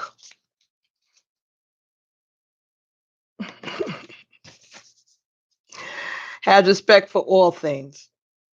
He is disciplined. She is disciplined and guided by her art and will use it to impress the foolish or to appear stronger than someone who is threatening her. You too are being invited to remain graceful in your movement, your choices, and your actions. Remain graceful. Being yourself. You be you. Graceful moves, subtle moves, not using too much energy because it may backfire. Tammy says, I hear that. Subtle, graceful moves. 144 when I said that. Subtle, graceful moves. Just saying. Ashe. Javella says, I asked God for him. Spirit gave him to me just for a few years. I gave it a good try. A better side of him is very welcome. Yeah.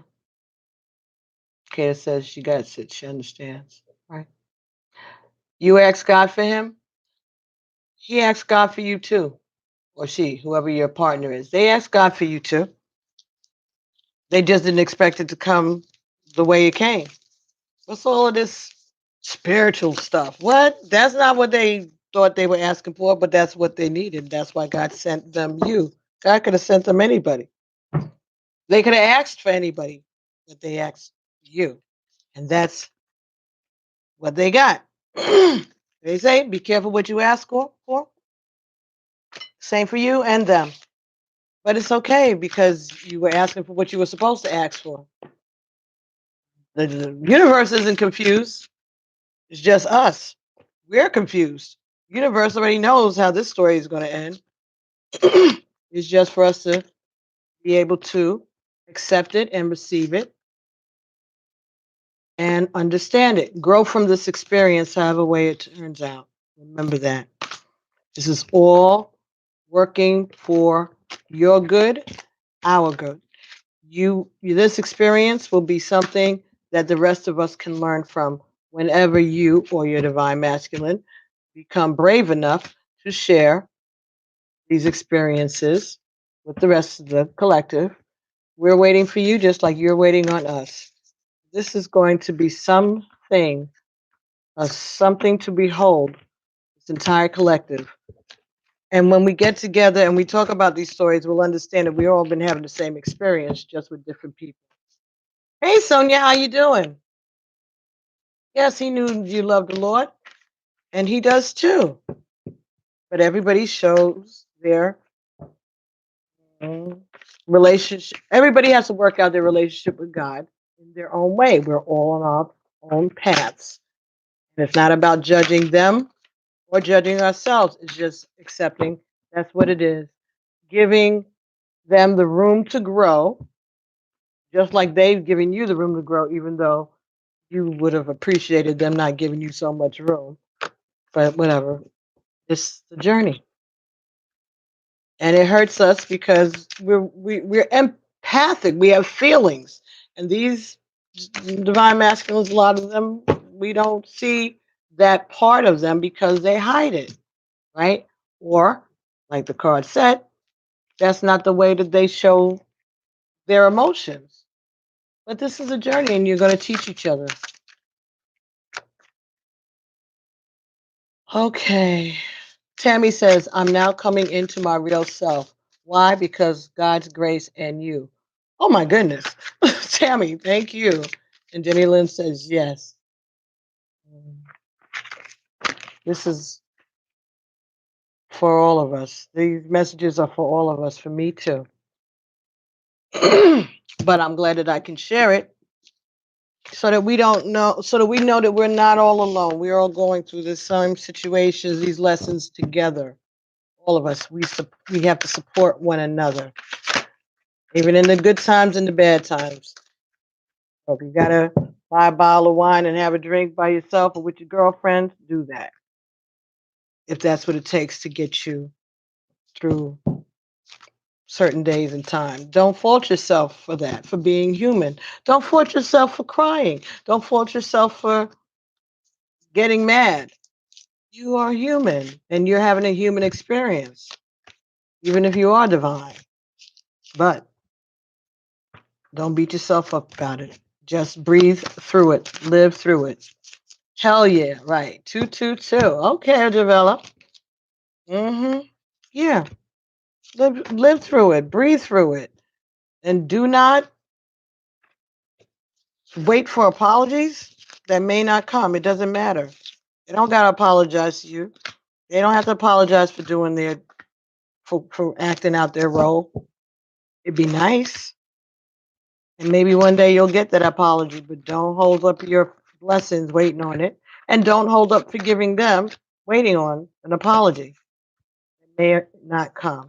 Again, the apology is not for, the forgiveness is not for them. The forgiveness is for you, right?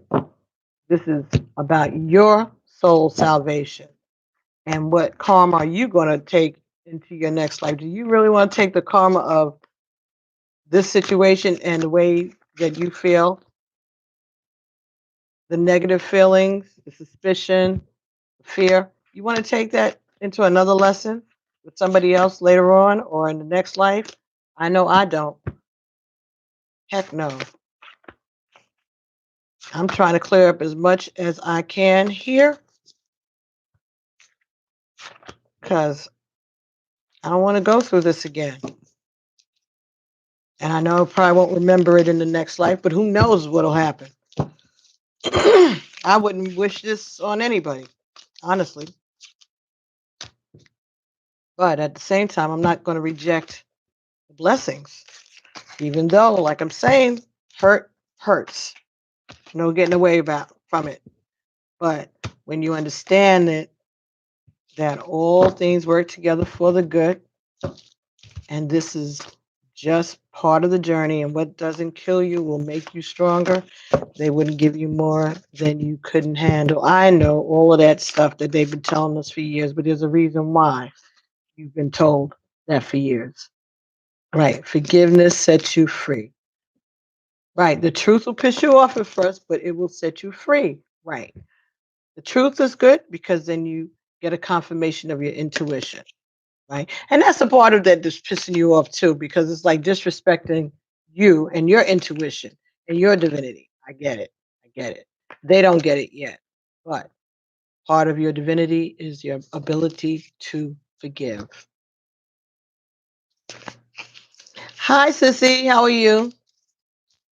And like Aline says, forgiveness will also set you free. Like I said, doesn't mean that you're not pissed off and that you don't have a right to express your pissosity. Thank you. That word I got from Yana Van Zant years ago. You can express it. Just be careful because you know they're sensitive. But let them know eventually. Or you know what? Maybe they'll tell you how much they hurt you.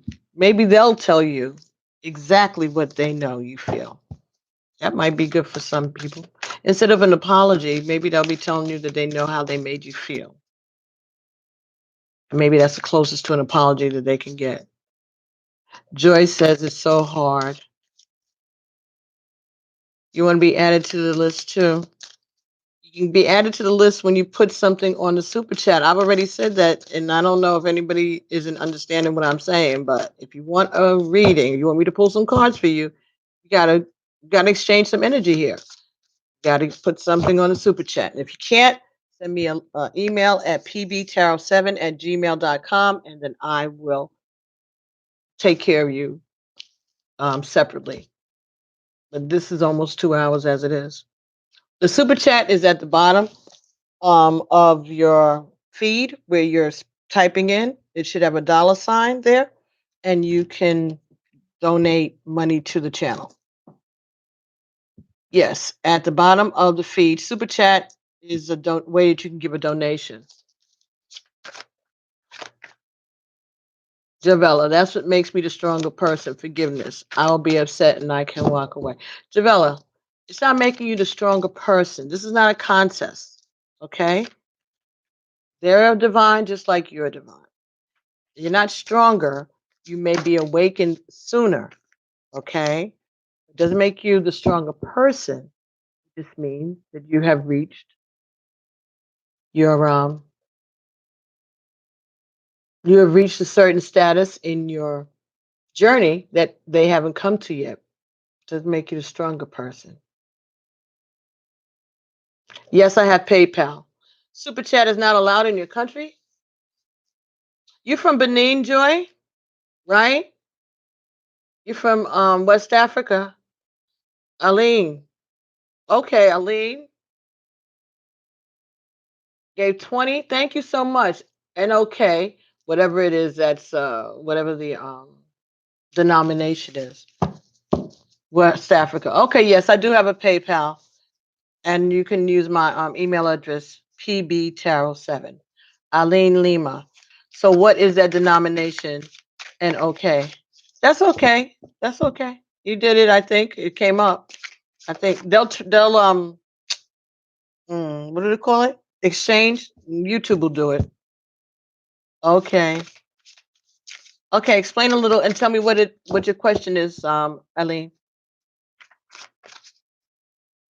And okay, 20.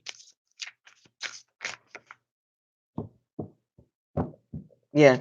Write up your question and we'll take care of you. I don't know if you remember. Let me look back here. Eileen, what did you say when you came in? What was your question? Eileen, you need some guidance about work.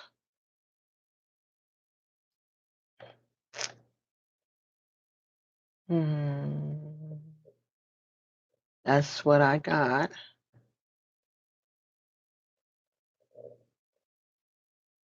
I made contact with your boyfriend.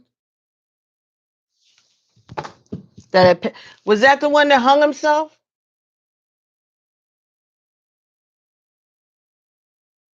Sorry for saying it like that. I'm just trying to remember. Yes. Okay.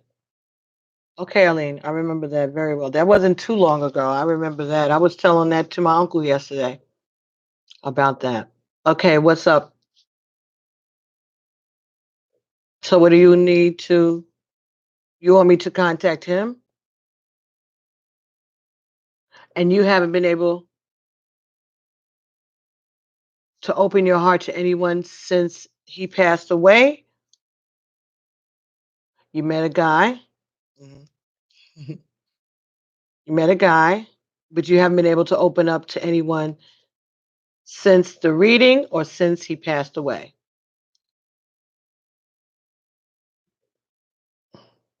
The new fella's name is Adam. You haven't been able to open your heart up to anyone since he passed away. And your new friend's name is Adam. Gotcha. So,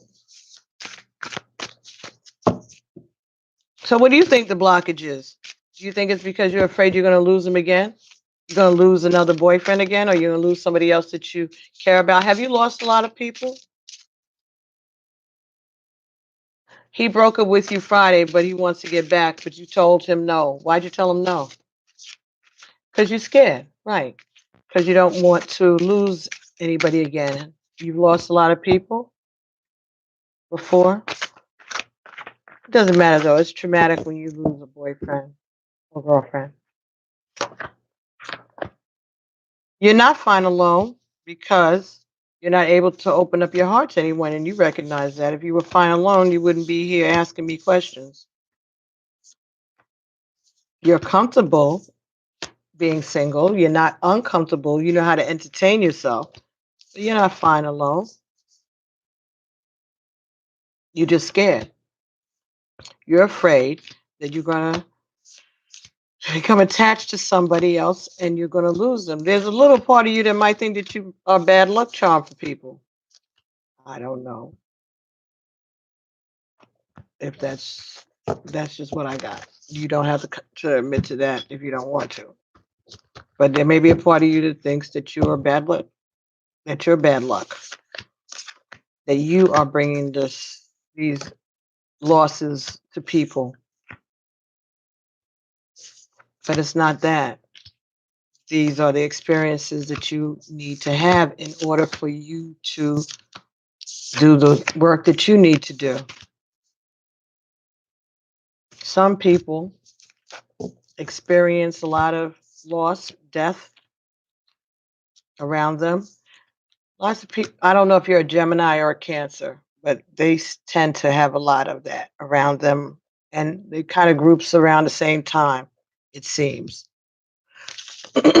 Like July, June, a lot of losses and deaths and tragedies. The anniversaries all come around the same time, like they pile up. You're an Aquarius. Hmm. Do you know your other placements, Ellie? Okay, so and anyway, so what do you want to do with this guy? You told him that you wanted to get back with you, but you told him no. Your other placements, like your moon and your rising, like you know where your moon is on your chart, you know where your rising is on your chart. If you don't, when we're done, you can go to a site called Astro Cafe or Astro Sofa, ASTRO Cafe, CAFE, or ASTRO Sofa, SOFA. And you put in your time and your date of birth, and it'll tell you where the moon was when you were born, and what your rising sign is, and where your Venus sign is. Venus has to do with love. Jupiter will determine who your husband is going to be. That's what they say. Um, your moon is about your emotions. Your rising sign is the way other people see you. You already know your sun sign is Aquarius. So that might help give you more information. Okay, yeah. Just came. Moon. Take note of Moon's intuitive messages. I guess you just want some clarification. You've only known him for 2 months. Okay. All right. So what I'm hearing, first of all, is start to learn about your moon sign, your sun sign. Get familiar with your birth chart. The moon card is a Scorpio card. This could be Scorpio, Cancer, or Pisces. Usually it's Cancer or Pisces, but it can be Scorpio too. All of that. But this is paying attention to your intuition and the message that you're getting. Also talks about paying attention to the moon cycles. Maybe you tend or they tend to get a little emotional or argumentative around the moon cycle. That might be something that you need to take a note of. Mark it in your calendar as you are getting to know this person. Your ex was a Scorpio. Adam is a Leo. Aquarius and Leo. That could be fine. That could be fine. I don't see why that wouldn't be. Aquarius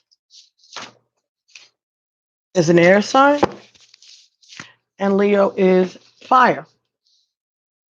Oh, yeah. That might move a little fast. That relationship could potentially move a little fast, but can be passionate and communicative. Where are these cards? You know, I'm looking for those romance angel cards, and they don't want to be seen right now. Who is this? Aquarius and Leo are exact opposites, the seventh of each other, right? Okay. Yeah. Yes, and that could be the experience that maybe your experience, maybe in a past life you were a Leo and he was an Aquarius. That happens sometimes. The North Node, South Node things, like all of that is in your birth chart. But yeah, you're going to be attracted to each other because you're opposites of each other. Like Cancer and Capricorn are opposites of each other.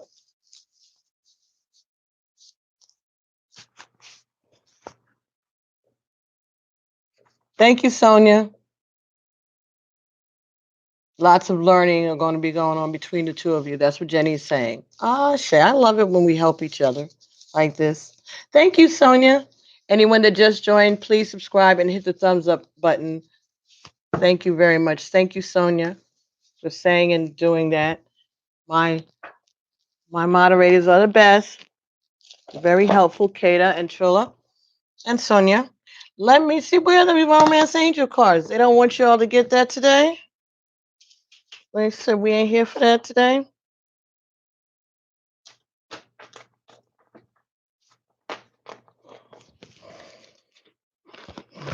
No, these are the ones that don't.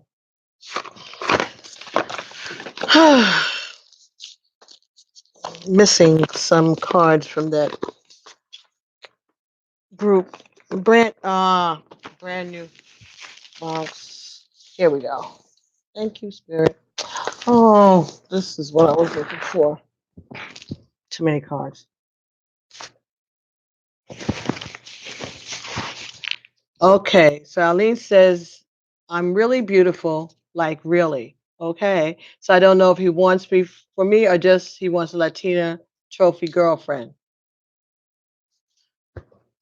You feel like he doesn't see you, he just sees your frame, right? Just sees the trophy, right? He doesn't see you for who you are.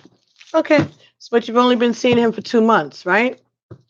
If you haven't been intimate with him, or have you? If you want to talk about that, you can or you can't. Don't know. But if you feel like yes, you have. Okay, and you feel like he's just,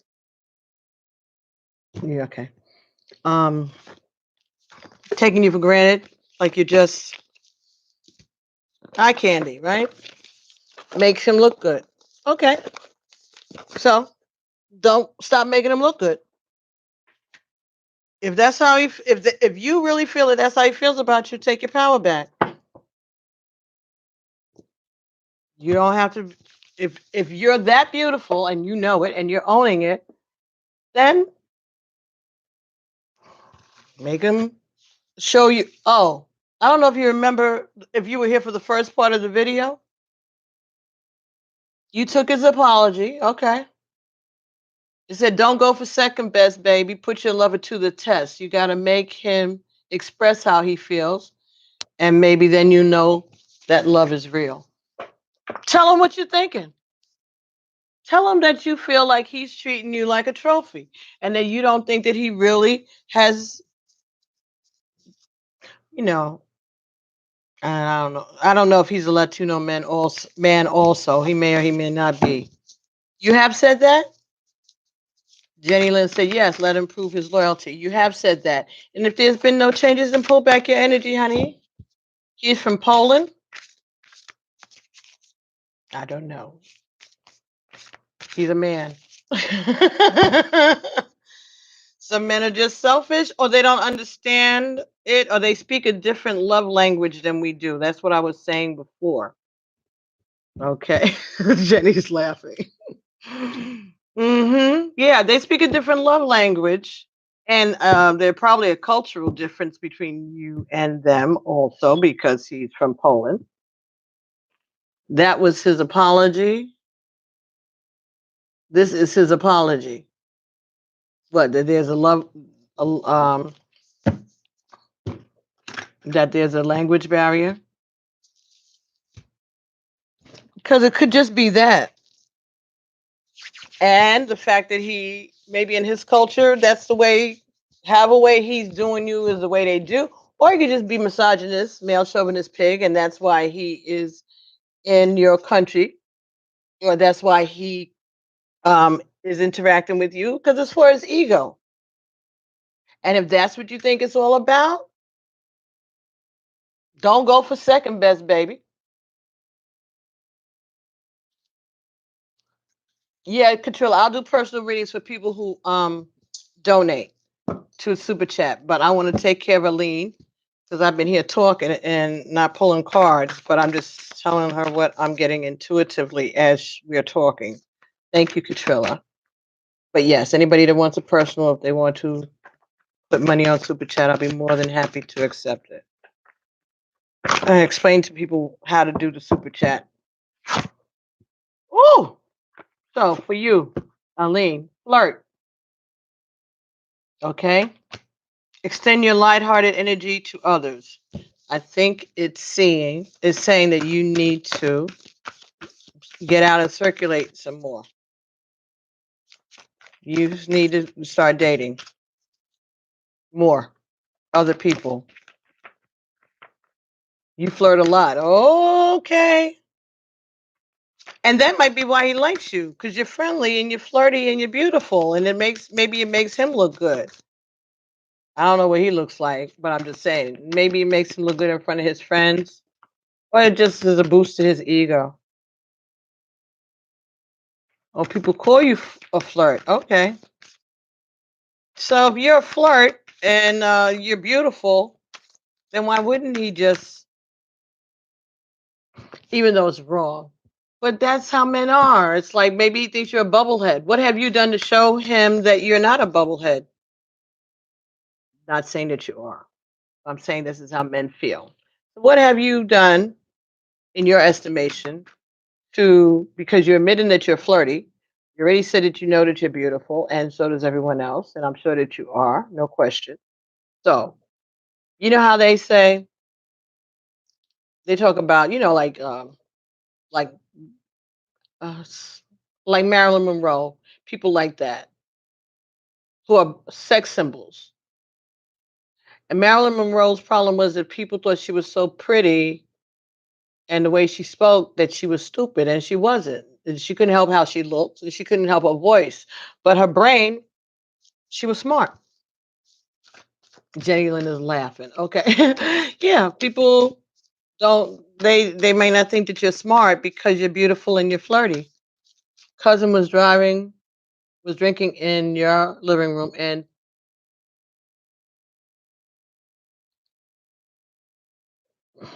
he broke up with you because you were in your own house talking on video with your mother and your baby sister till 5 in the morning while he was in my.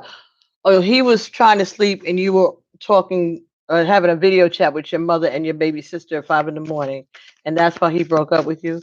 Okay, that's just silliness. He'll get over it. You'll get over it. Apologize that you were loud while he was sleeping. He's a man. He's just being a grump. And he got angry because you didn't go to bed. Well, was he waiting for you to come to bed? Is he mad because you were talking, or is he just mad because you never came to bed? You wasn't loud at all, but you were not in the bed next to him?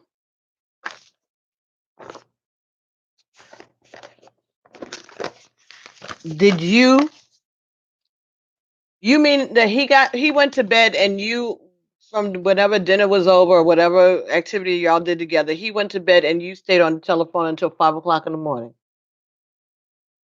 And he says that you chose the alcohol over him. Okay, you were drinking. Okay, yes, that's what happened. Okay, so okay. I think I'd be mad too, Aline. Even though you have a right to talk to your mother and your sister. But if he's there with you and you had him over for dinner, he's your guest, you need to be paying attention to him. You could talk to it was Friday, so what does that have to do with it was Friday? What does that mean? That he didn't have to go to work the next day, so it's okay for you to be up on the telephone or the video chat with your mother and sister while he's waiting for you to come to bed? It was your free day. Yeah, I think I'm done with the twin flames reading. Did I finish it, Trilla? Sonia says he sounds controlling. Aline said he had to go to work, and that's why he had to go to bed. Aline, okay, so it was your day off, but he had to go to bed in the morning. He had to go to work in the morning. He's at your house. Y'all had dinner, whatever. He's in bed, and you are on the telephone talking to your mother and your sister, having drinks while he's trying to sleep. Yeah, maybe he woke up a little pissed off and grumpy. That's not strange because all right, and he didn't stay up with you because he knew you were going to drink. Do you have a drinking problem? Or have you been told in the past that you had drinking issues, Eileen? No? Jenny's saying, but only after 2 months of dating, he broke up for you with that.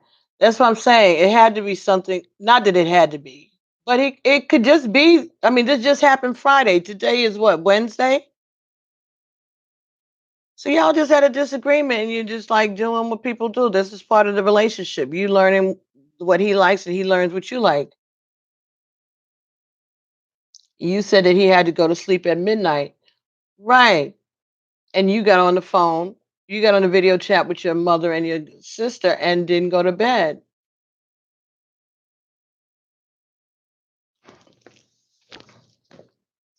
I think, not to take sides, trying to be neutral. I understand that you're having a conversation with your mother and your sisters and you're relaxing, you got the day off. But you knew that he had to go to work in the morning. And you also knew that he was in the bed waiting for you.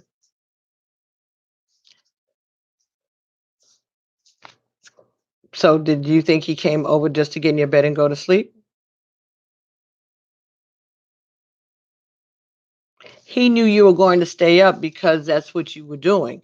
But I'm sure he would have been just as happy if you had come to bed, because you could have came to bed and put him in a good sleep and then got on the phone and called your mother and your sister. I'm just saying. There's a couple of different ways to handle that.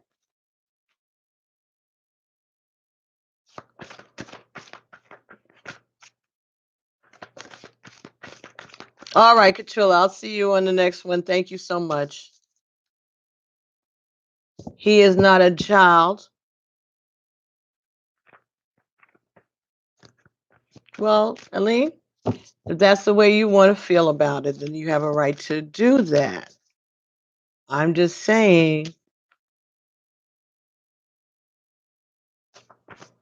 I don't know. I would feel a little some kind of way too, I think.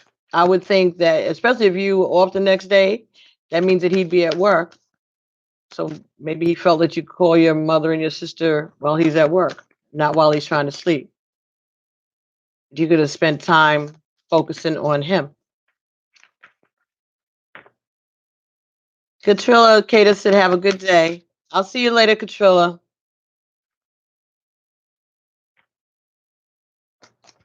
Thank you for helping. Yeah, he's not a child, but you're starting a new relationship, and I don't know.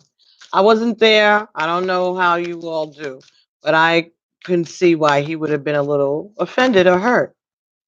I mean, it's a little rude if you are trying to sleep and someone's talking. You saying that you weren't loud, but maybe you don't have his ears. See, getting to know each other. This is this is what's going on. You all are trying to get to know each other.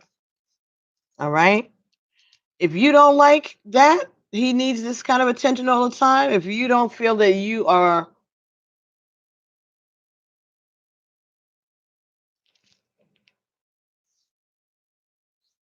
okay, Elaine, I'm gonna ask a question. No shade.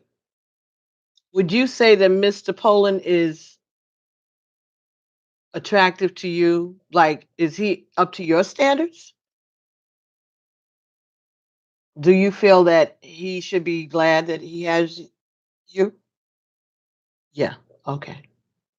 You feel that he should be grateful that a woman as beautiful as you is even giving him the time of day?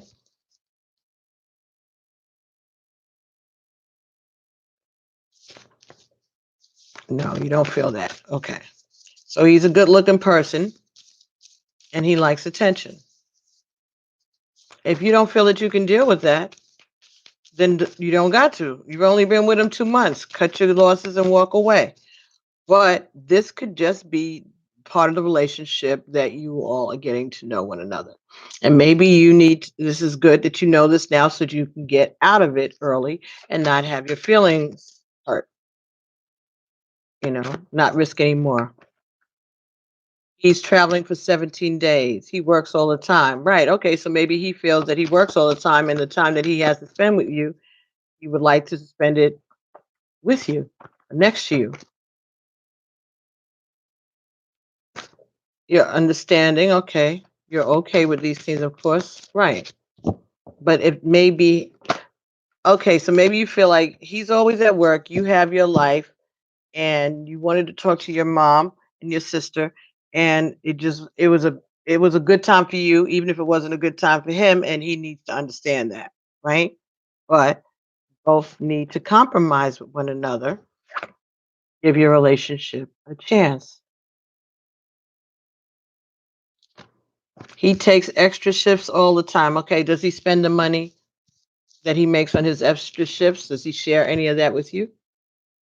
He works that much because he wants to. That was the first card that we talked about for the divine masculine.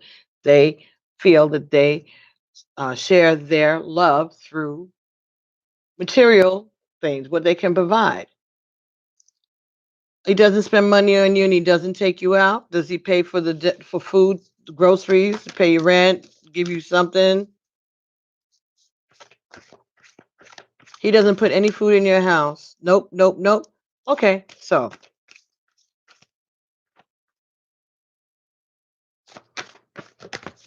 flirt. I don't know. It's telling you express your love and give your relationship a chance. This is part of getting to know each other. Mm, mm. This is 2 months. Y'all only been seeing each other 2 months. But I don't know. But I think that if I had a boyfriend, a man that I was just seeing, and he was spending the night at my house, and I was up on the telephone with my mother and my sisters, I think he would get mad too. It is not about him. He doesn't see whether he provides for you or not. You choose to allow him to be part of your world, right?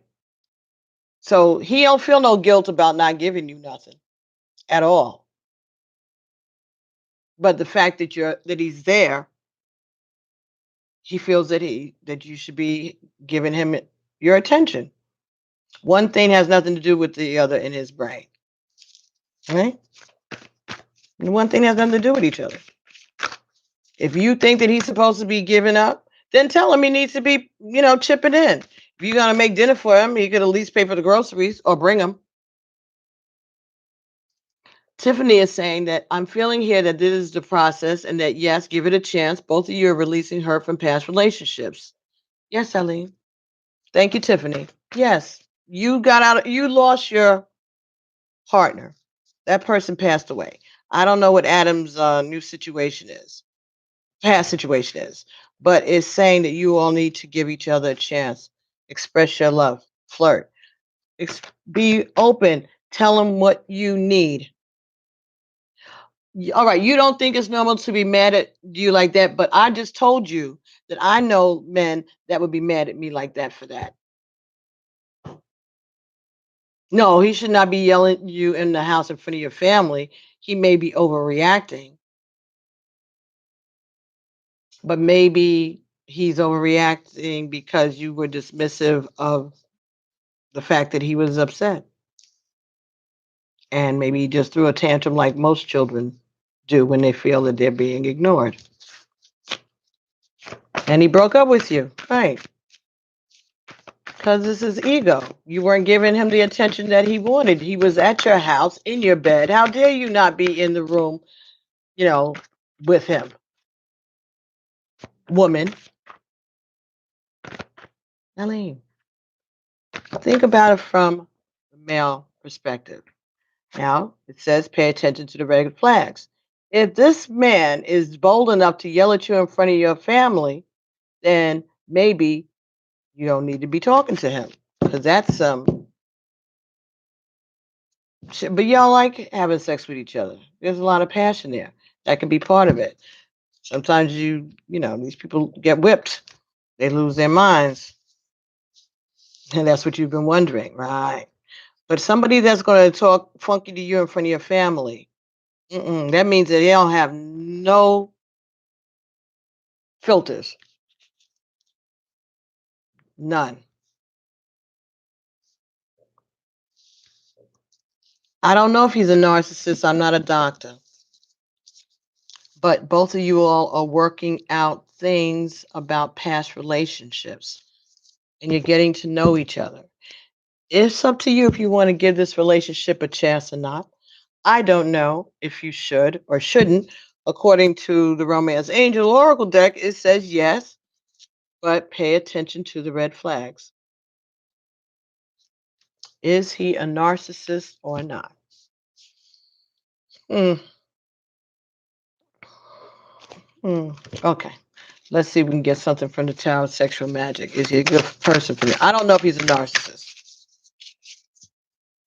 You could be a narcissist. You could both be narcissists. That happens.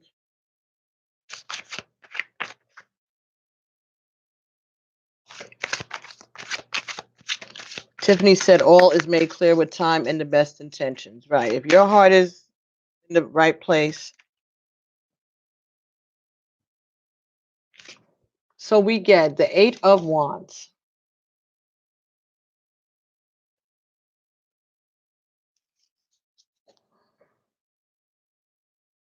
This is something that needs to take a lot of, it's going to take some work. It's going to take give and take on both parts. There's potential. You may need to take a break from one another. You see the little birds down there? They're both the two blue jays, and they're both drinking out of the same bowl. And over here, he's feeding her, but she's holding something that he is sipping out of, along with her breast. And I think what this is saying is there's potential for this to grow, right? And there can be passion, but you may need to take a break alone so that you all can learn how to become more comfortable with each other and learn what's similar about the two of you and what's different.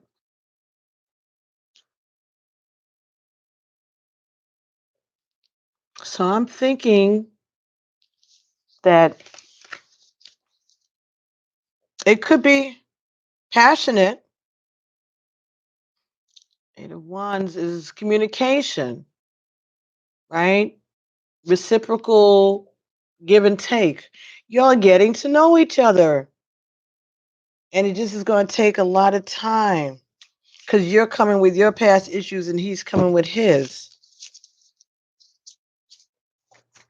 Oh, it's very passionate. Ah, yeah. It's very passionate. That's the thing. Yes. And underneath this is engagement. And underneath that is soulmate. And underneath that is very soon. And underneath that is this can be the one. All right, Tiffany's. You're getting to know this man. It's up to you if you want to continue getting to know each other. Every day is not going to be, you know, bubbles and honey, but speak up for yourself, stand up for yourself, but give the relationship a chance. You're not perfect. You may have to adjust the way you do things. All right. And maybe he's one of these men who feel like if I'm in the bed, my woman needs to be in the bed with me. You don't know if he's coming with good intentions or not. You don't know because there's no way to know unless you ask him or you read his mind or you just go with the flow and keep yourself protected and keep paying attention to the red flags. Give it another couple of weeks. You don't have to, you had a squabble. That was Friday. He already wants to come back. Damn. You know what I would give for that? You don't like people trying to control me or telling me how to do or feel. Okay, so maybe he doesn't like it either.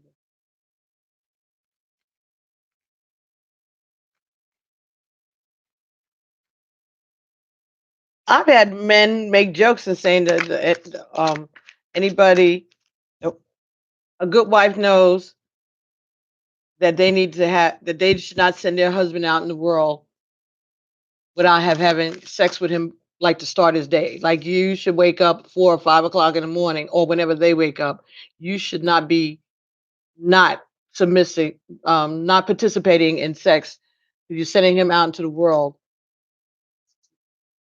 you know, unfucked. Excuse me, YouTube. I'm just trying to say it. You know what I'm saying? It's like it's your duty. They said some men feel it's your duty to make sure that they leave the house to go into the world sexually satiated. And if you don't, then you get whatever happens that day. Yeah, you don't try to tell him what to do, but that's not the point. That's you. He wanted to leave, and you said, okay, if you feel like that, then you need to go. It's okay. Y'all doing a lot of fighting for 2 months. Jesus. That's a lot. Ten of Swords jumped out.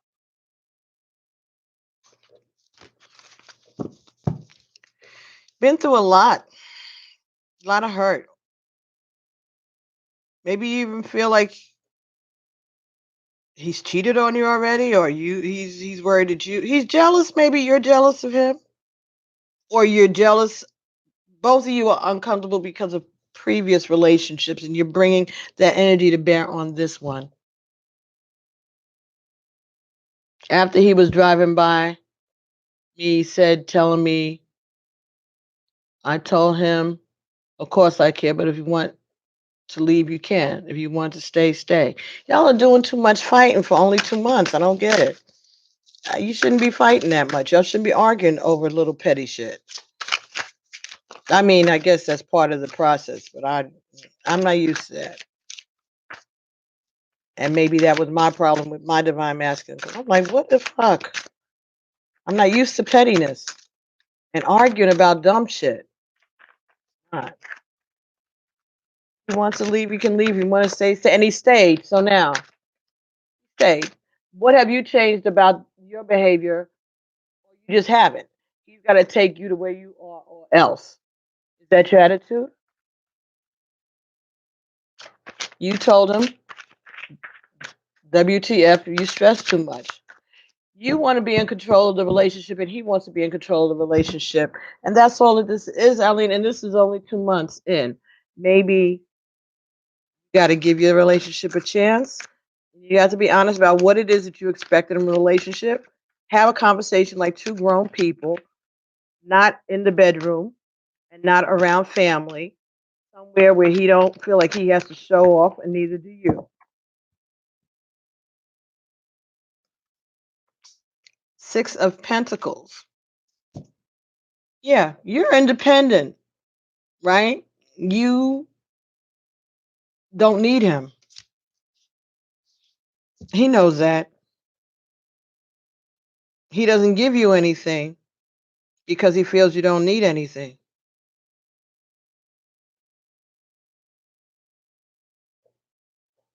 Besides, he might just be cheap. But he works so hard. He works a lot. And so he figures when he's around you that you should be giving him your undivided attention. You're not ready to do that. You've been through things, you've been hurt. You're being careful, you're watching your step, and you're looking out for yourself in your own best interests. You feel he is cheap. Okay. hmm You're looking out for yourself in your own best interests.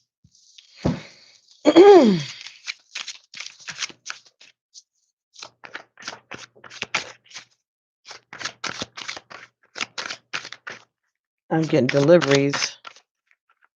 Exactly what I've said. Oh, very good. Thank you. Thanks, everybody. Welcome to Eileen's reading. All right. High Priestess. Yeah. High Priestess in reverse. You're not using your intuition, and you're not thinking, you're not looking at this from a different perspective. You are too much in your feelings and your wants and your needs and your past and your desires for you to be. Maybe you're not ready yet. Like you said, you might not be ready for a relationship yet. You've been hurt. You've had loss. You're trying to protect yourself. Maybe you're just not ready for that give and take with one person. Maybe it's best for you to flirt with different people. Give yourself a chance to know other people.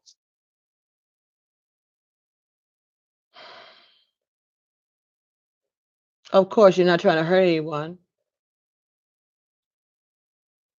Okay, so when he broke up with you Friday,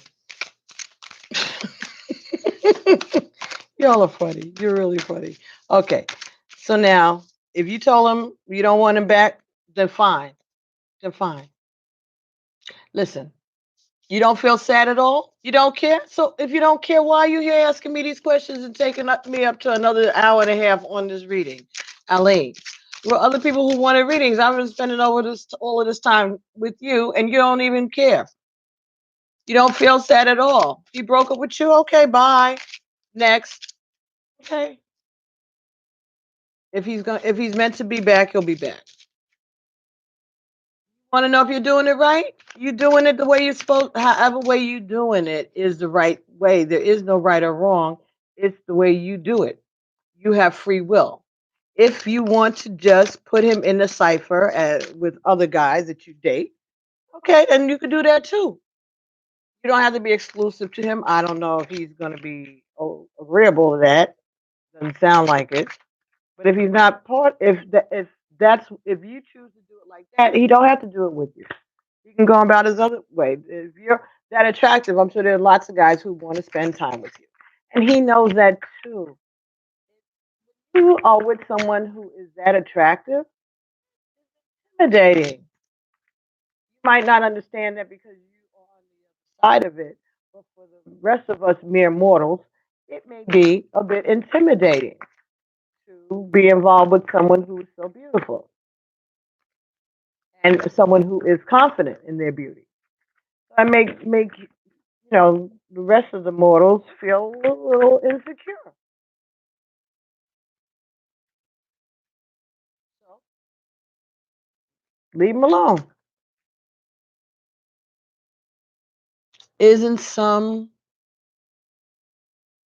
card by the mic? Why you can't hear me? Oh, is the mic dropping my boobies? Sorry. Can you hear me now, Ellie? Let me find out that 20 NK is like $1.15. That's better. Yeah, it must have been down in my shirt. Sorry. All right, listen, Ellie. Let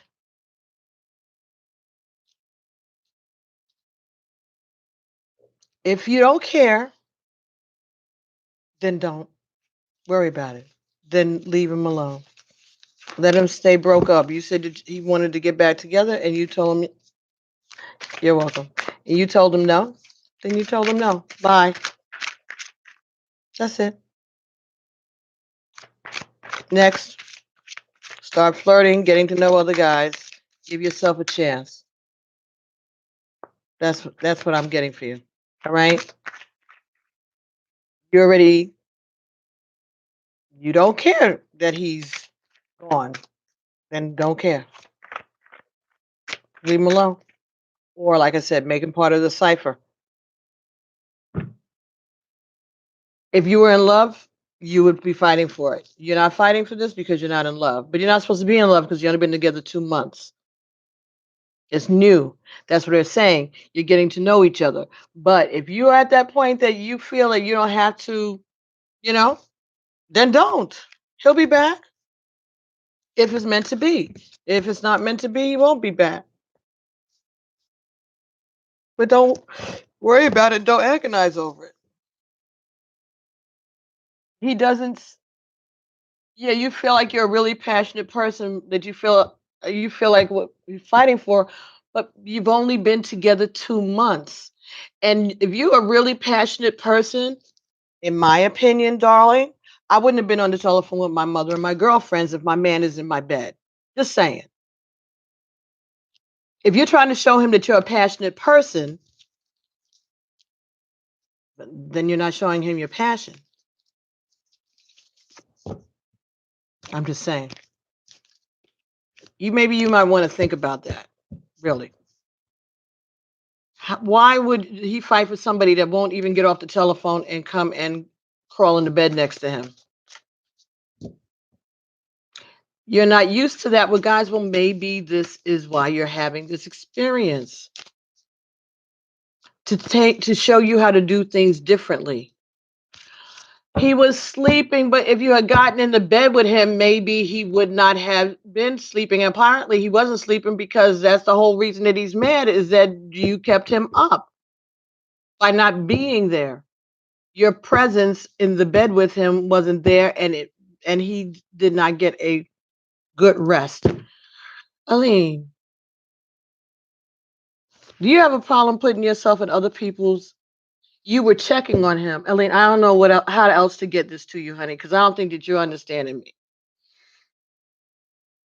It's not about you checking on him. It's not about any of that. It's the fact that you you spent the time that he was there with you giving your attention to your mother and your sister. That would piss off a lot of men. Maybe the ones that you've been with have never said that to you, or maybe the situation never came up before, or maybe they're just so happy to be in your presence that they will put up with that.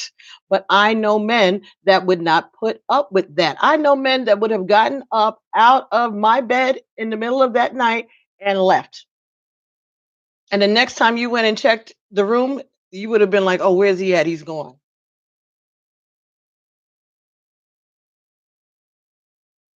How old are you, Aline? Yeah, think about it. I'm telling you what I know. You're 24? All right, baby. don't you got there will be all men are not the same, and all men do not take things the same way. There are men that if they come home from work and you're on the telephone, it's a fight. There are women who know that when their husband walks in the door, they may have been talking to their girlfriends all day. When their husband gets home, that phone goes on a hook and they give their undivided attention to their man. I'm not saying that it's right. I'm just saying the way it is. If you want it to be different, you learn how to compromise with each other, but you're getting to know one another. So now you're recognizing, oh, that's something that he has a problem with. Well, is that a big deal? Or is there a way that I can adjust that so that I can still get my needs met, i.e., talking to my mother and my sister, but not jeopardizing my relationship? And maybe it won't be for just this relationship. Maybe this is just a chance for you to understand this type of man. And if you come across him in the future, you think about those actions. These are learning experiences. That's what life is about. 24 years old is real young. And there are things that I did when I was 24, things that I felt about the way I remember cursing some man out because he took out the garbage for me. And I didn't ask him to. Why? I don't know to this day why that bothered me so much, but I felt like he was encroaching on my independence by taking out the garbage for me at the time. I don't know what the fuck that was about, but I overreacted. And also the moon thing.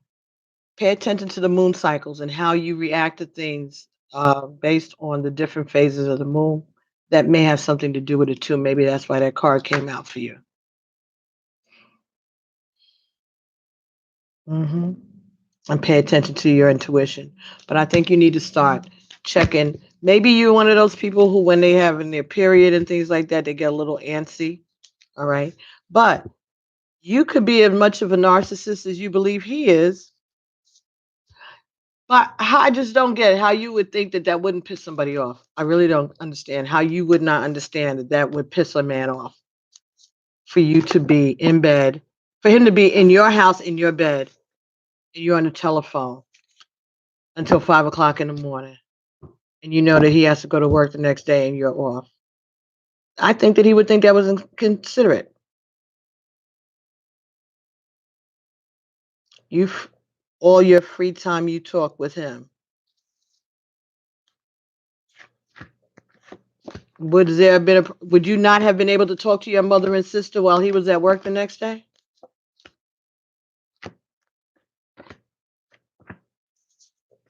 Would you not have been able to speak to your mother and your sister on Saturday while he was at work on Saturday? Would you have not been able to talk to them?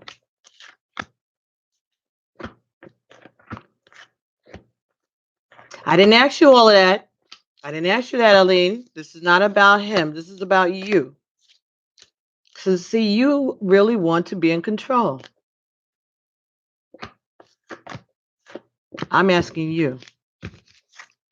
Could you have spoken to your mother and your sister the next day when he was at work? You have to do things with him because of his schedule, because he's all the time busy. I get that. I'm not asking you about that. I'm asking you about you. You can't change him. You can only change your own behavior if you choose to. No, my sister doesn't have so much contact with your mom, and they don't talk the same language. So I had to explain things for between. So you have to be the translator between your mother and your sister. And you don't think that that disturbed him, hearing that because you were so quiet.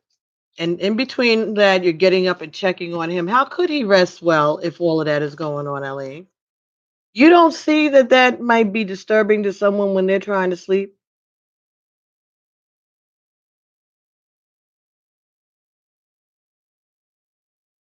And he had no business talking to you funky in front of your family. I'm not saying that at all. Okay. Yes, honey. But that is embarrassing, annoying. It makes a man feel like you don't care about him because you'd rather be on the telephone with your mother and your sister. Even if your mother and sister don't have a lot of contact and they don't speak the same language, that same lack of contact and inability to speak the same language would have existed on Saturday while he was at work, the same way it existed on Friday when he was trying to sleep. Did you apologize to him? Did it occur to you that maybe you owed him an apology?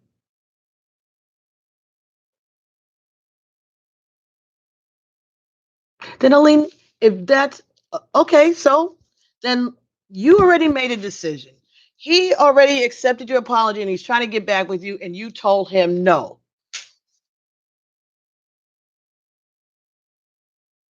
So either stick with your no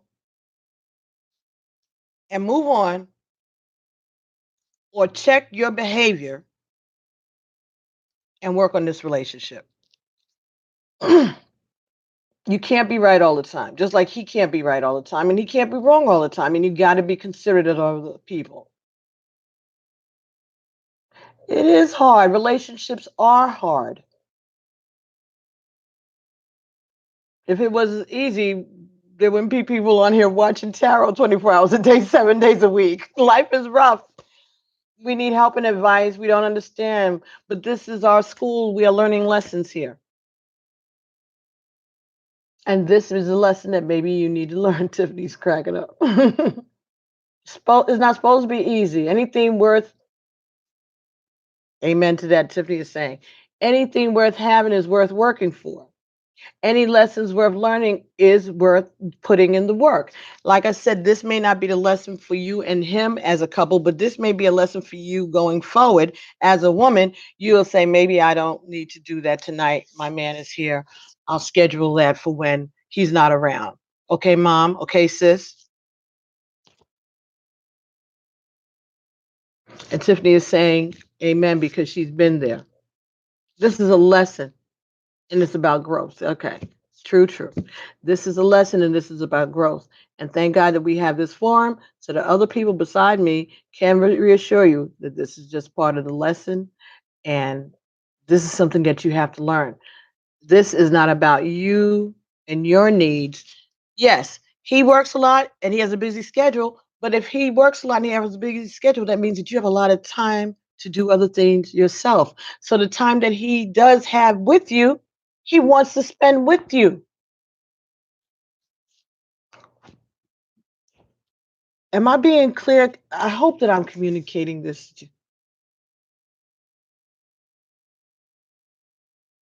Tiffany says he is one of the best teachers on YouTube, 100%.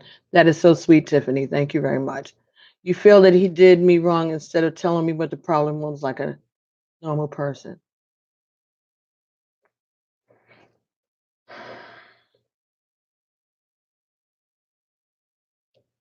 Aline.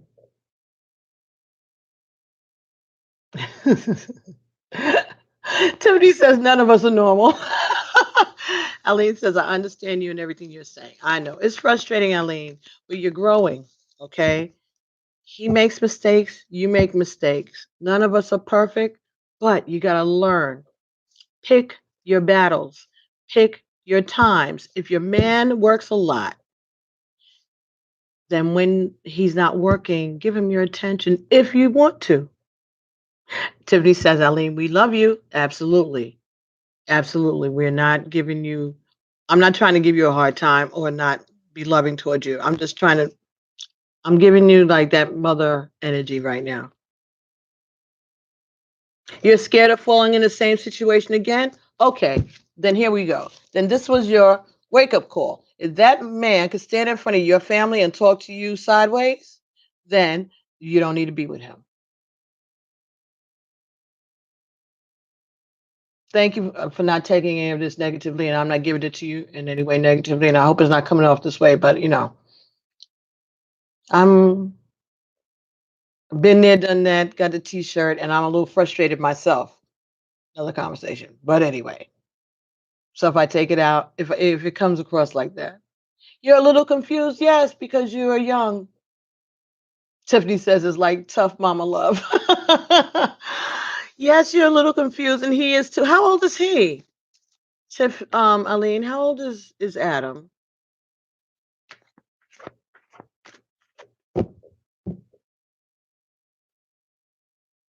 He's 27, and he gave you apology, and it was a good apology. Aline, stop. Leave this. Just go ahead. Could you give him another 2 weeks, please? Tiffany's like this. Could you give the man 2 weeks? Give him till the what is it? Today is when is it? Halloween is the 31st, right? Yes. Could you just give him 2 weeks? Give him 2 weeks and be nice. She says if. I can't. This child. If what?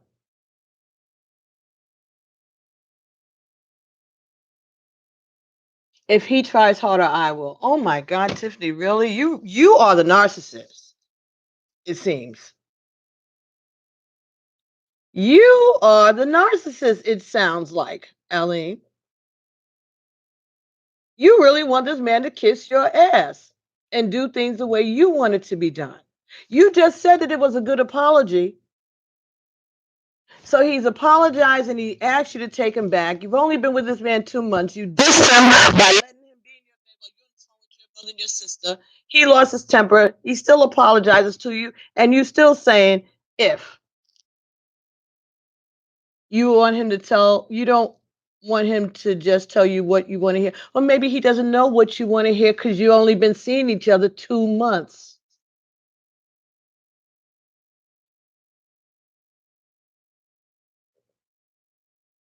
And this is that time, like Tiffany is saying.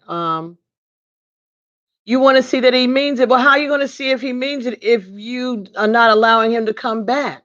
What do you want him to really do? What would be, you already said he gave you a really good apology. You said that more than one time.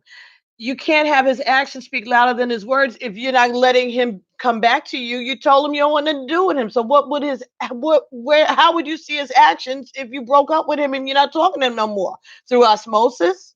What do you want him to send roses to your house? You want him to send flowers? You want him to send a mariachi band to your front door? What do you want him to do?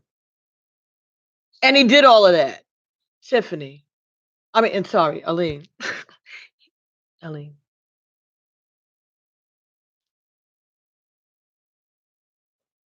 But the apology, and you said that he did those things.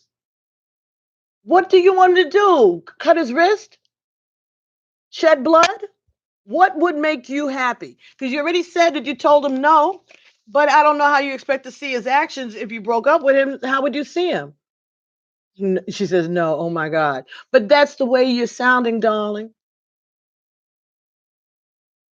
What do you want him to do besides, you already said he gave you a good apology.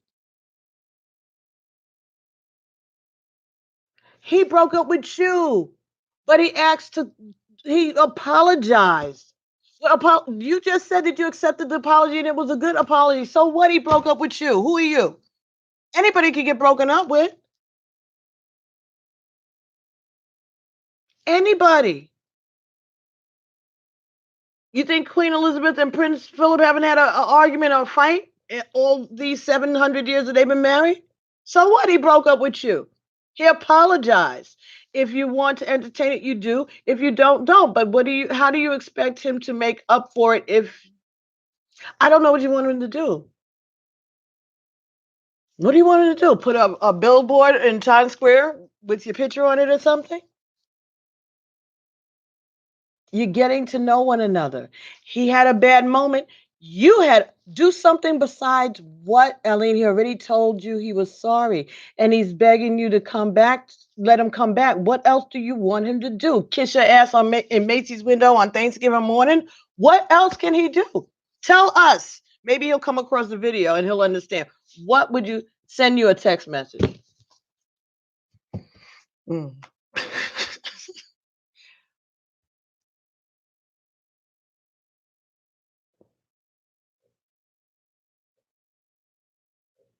He apologized. It was wrong. It was wrong for him to talk to you the way he did in front of your family. Do something else besides send you a text. Did you tell him that? Okay, 5 and 15. Did you tell him that he needs to apologize to your family for disrespecting them by talking to you like that in front of them?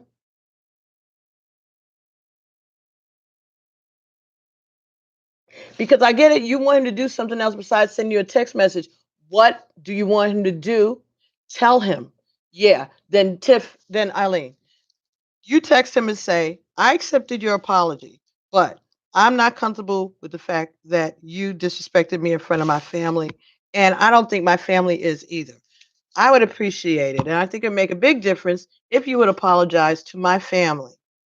The same way you dissed me in front of them, you need to apologize to me in front of them and apologize to them also for letting them see that type of behavior in you. Okay?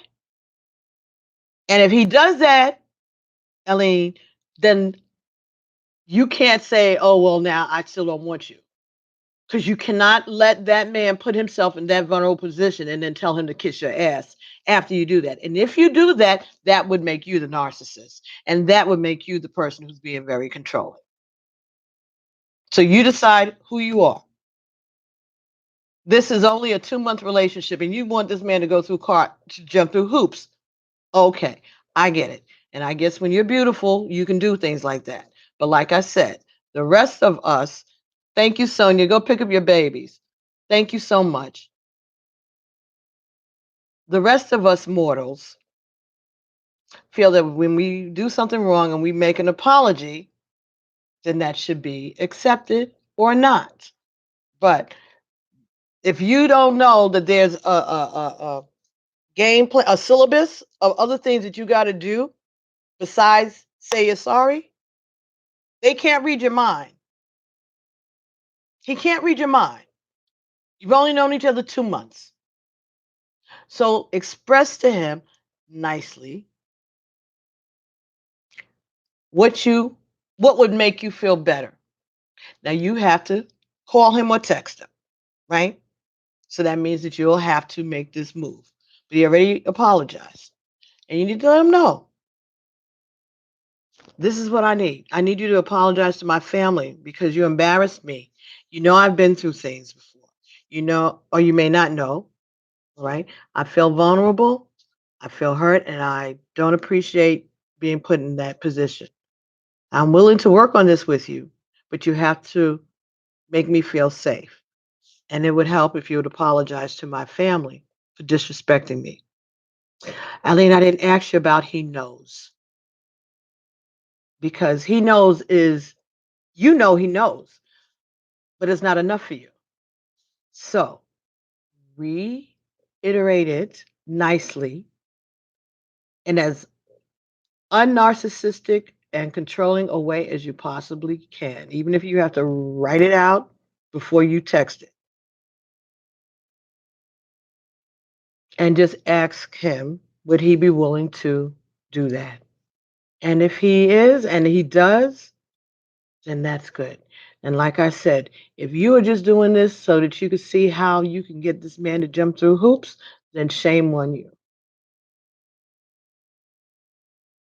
But if you're doing this because you really are interested in getting to know him better and you want to see if this relationship should go somewhere, then fine. But if you're doing it so that you can prove, that you got it like that, then the hell with you and the horse you rode it on. And I'm saying that to you on his behalf. Don't just screw with people just to make yourself feel better. Eileen, your next relationship should be your last. We all hope so. But then your last could be you never get nobody again. Your thank you, Tiffany. Your last could be you never get nobody again. So be careful what you ask for and the way that you think about it. Because your next relationship could be your last and they break up with you. And then you never get another relationship. Be careful about the way you think. You are not entitled to a husband or a boyfriend. There's nothing promised to you saying that you're going to be married, saying that you're going to have a relationship that lasts you till the day you die. You're not promised that.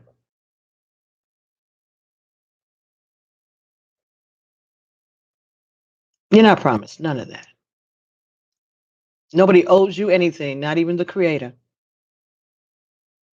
You're not. Just because you're beautiful and attractive does not mean that you are entitled to anything. Diane Carroll was beautiful. She just died last week. I don't know if you know who Diane Carroll is, but she was like my icon. She died. She wasn't married. She'd been in several relationships over her life, famous men. And being a black woman, she got some criticism because her husbands ended up being white. But she said, "Well, who else do I run into? Who else is at my level of social when I socialize that isn't going to be intimidated with me?" She had one guy that she was married to that was a black guy, and he was younger. He was a photographer. I know this because I've been following her since I was a little girl. She met him when he came to interview her for Jet magazine.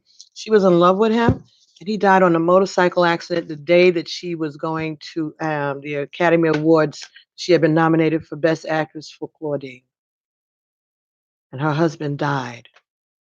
And do you know she was right there? She still showed up to the Academy Awards because she had to be strong through that. Beautiful woman. She was in love with Sidney Poitier. He was married, marrying all over the place, and they never got together as a couple, but they loved each other. But when she died, she wasn't married. Elizabeth Taylor, married several times. Did she ever find her happiness? No, she hung out with Michael Jackson and his monkey. That was her best friend by the time she passed away. Cher was married to Sonny. She married him when she was like 16 or 17 years old.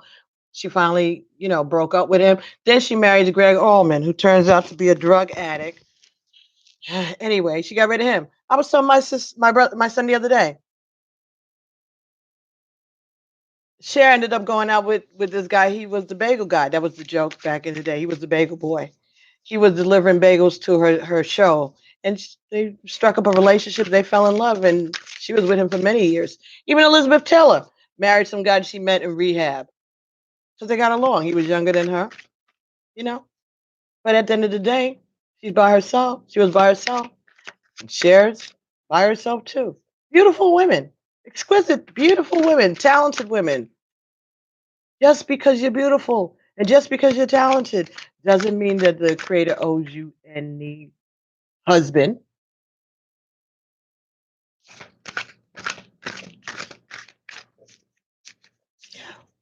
She says, by you just giving him a chance says a lot. That's what Eileen, that's what Tiffany is saying. You're not saying that you're the best because I have a good appearance. It's only that I get a lot of attention and I'm interested in anyone after my ex, but I wanted to give Adam a chance. But you want to give Adam a chance, but you want to give Adam a chance on your terms, which is fine. But Adam didn't leave you. Adam didn't die on you. Stop making him pay for this other guy's death. And if that's what you're doing, then maybe you need to talk to somebody, get some counseling. All right.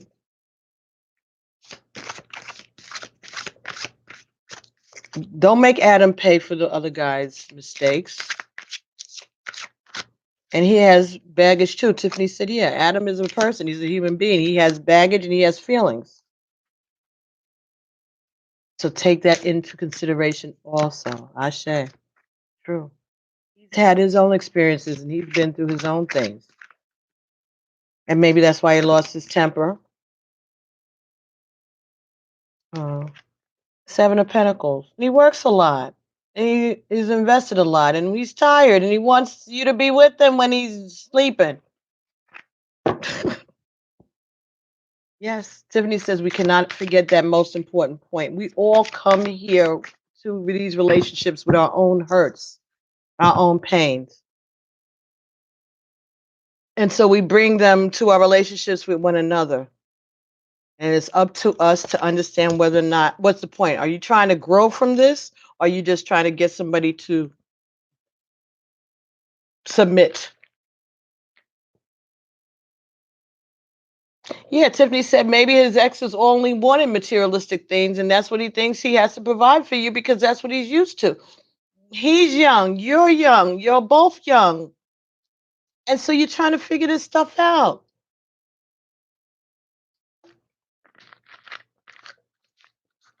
Ease up on the brother. Try to find out why does he feel like that about these things? What caused him to react like that about that? He only had one girlfriend, he says. Okay. For 10 years. So he's been in a relationship. Maybe this stuff is bringing things up for him. Maybe you triggered him. We get triggered. Men get triggered too. 10 years with one girlfriend? Then he can't be that bad of a guy. Where'd she go? Where's she, Eileen? His ex-girlfriend. 10 years is a long time. That means he's been with her since he was 17. He don't know nothing. He all new. He's been with this girl for 10 years, and he's 27. That means that they were going together when he was 16 or 17 years old. You don't know anything about her? Then maybe you need to find out about his life and what he's been through. Take some time to get to know him as much as you want him to understand who you are. You said that your whole thing at the beginning was, I don't think he sees me for who I am. He doesn't know the passionate person I am. Well, you don't know nothing about his girlfriend. How passionate could you be if you haven't gotten that information? You need to talk. He says she lies a lot. Okay, about what? Have the conversation. What did he see as a lie? He might tell you the situation and you might say to him, well, that's not really lying, huh? Small things. You don't know. Eileen, please. I've given you almost 2 hours, and we're still at the same place. Okay? If you want to work this out with this man, pick up your cell phone and text him basically what I said. Have a way. Like I said, write it out first so it makes sense to you. And then text that to him and start to talk and learn their relationship is their past, then you don't want a relationship. You don't want a relationship, Eileen. If it that's how you get to know a person. You don't have to know every detail of every day. But the thing, if this man tells you that she lied a lot, give you an example of that. That's a starting point for a conversation. You said that he doesn't know you, he doesn't appreciate you. All he thinks you are is arm candy. Then stop acting like arm candy. Act like somebody who is interested in something beside yourself. Show some interest and some compassion in his life because you're complaining about his work. You have asked him, Eileen, Bye. 309:45. This is too long. I can't keep going back and forth about his childhood. If you want to know more about this man, sit down and have an adult conversation. If you can't and you want to mess with him, get some counseling. All right? A third party. Okay? If you don't want to do any of that, then leave him alone. He'll come back if it's meant for you all to be. I got 6:15, so that's 6 and 6. Okay, I say. This is about healing yourself and him. You're welcome and thank you for everything. And like I said, I'm sorry if I'm being short, but this is too much, Aline, for me because you're young and I know that you think you know everything, but I'm telling you that you got to give in order to receive. This is a give and take. If you want him to respect you and see you as a person, then you got to be willing to do the work yourself too. Teamwork, exactly. You're welcome. And thank you, Tiffany, for helping out and helping soften my tone with Eileen. And I appreciate it. And I'm sorry. Hey, Desiree, you're welcome. And if you want to send me a email and express more to me, you can. Okay. And I'll be more than happy to work with you on that. But girl, give the man 2 weeks.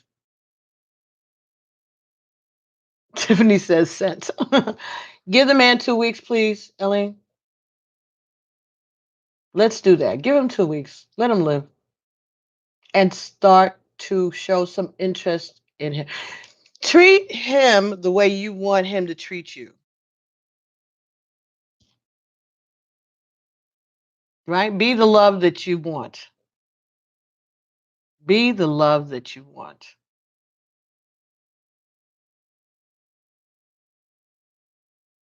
Let's work on that. Be the love that you want. Thanks, everybody. 311. And I will be talking to y'all real soon. Y'all got 2 readers out of me today. Oh, my Lord, have mercy. Oh, my God. Oh, my God. What am I going to do for everybody else? I can't do this. So much love. That's so funny. I was talking to my cousin about this old song. I remember my uncle sang it to his wife at their wedding, a cappella. So in love. It's an old doo-wop song. Yeah. Maybe that's something that you need to listen to also. Thank you, Alina. Alina says you're great at what you do. Thank you so much. Yeah, Desiree, you came in late, but it's already uploaded. There's one for Scorpio, and then this one will get uploaded real soon, right now. Desiree, I'll talk to you later. Thanks for coming, and make sure that you hit that notification bell, okay? So that you don't miss it. All right. Thank you, Eileen. Thank you, Tiffany. Thank you. Oh, Kata and Katrilla and Sonia and Jenny. Ah, so many people. Joy, thank you so much for coming and hanging out for this long period of time. 313.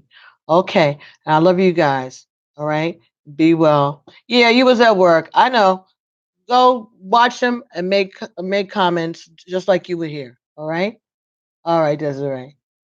Love you guys. You're welcome. Hey, Kate is back. Bye. All right. I'll talk to you guys later. Peace.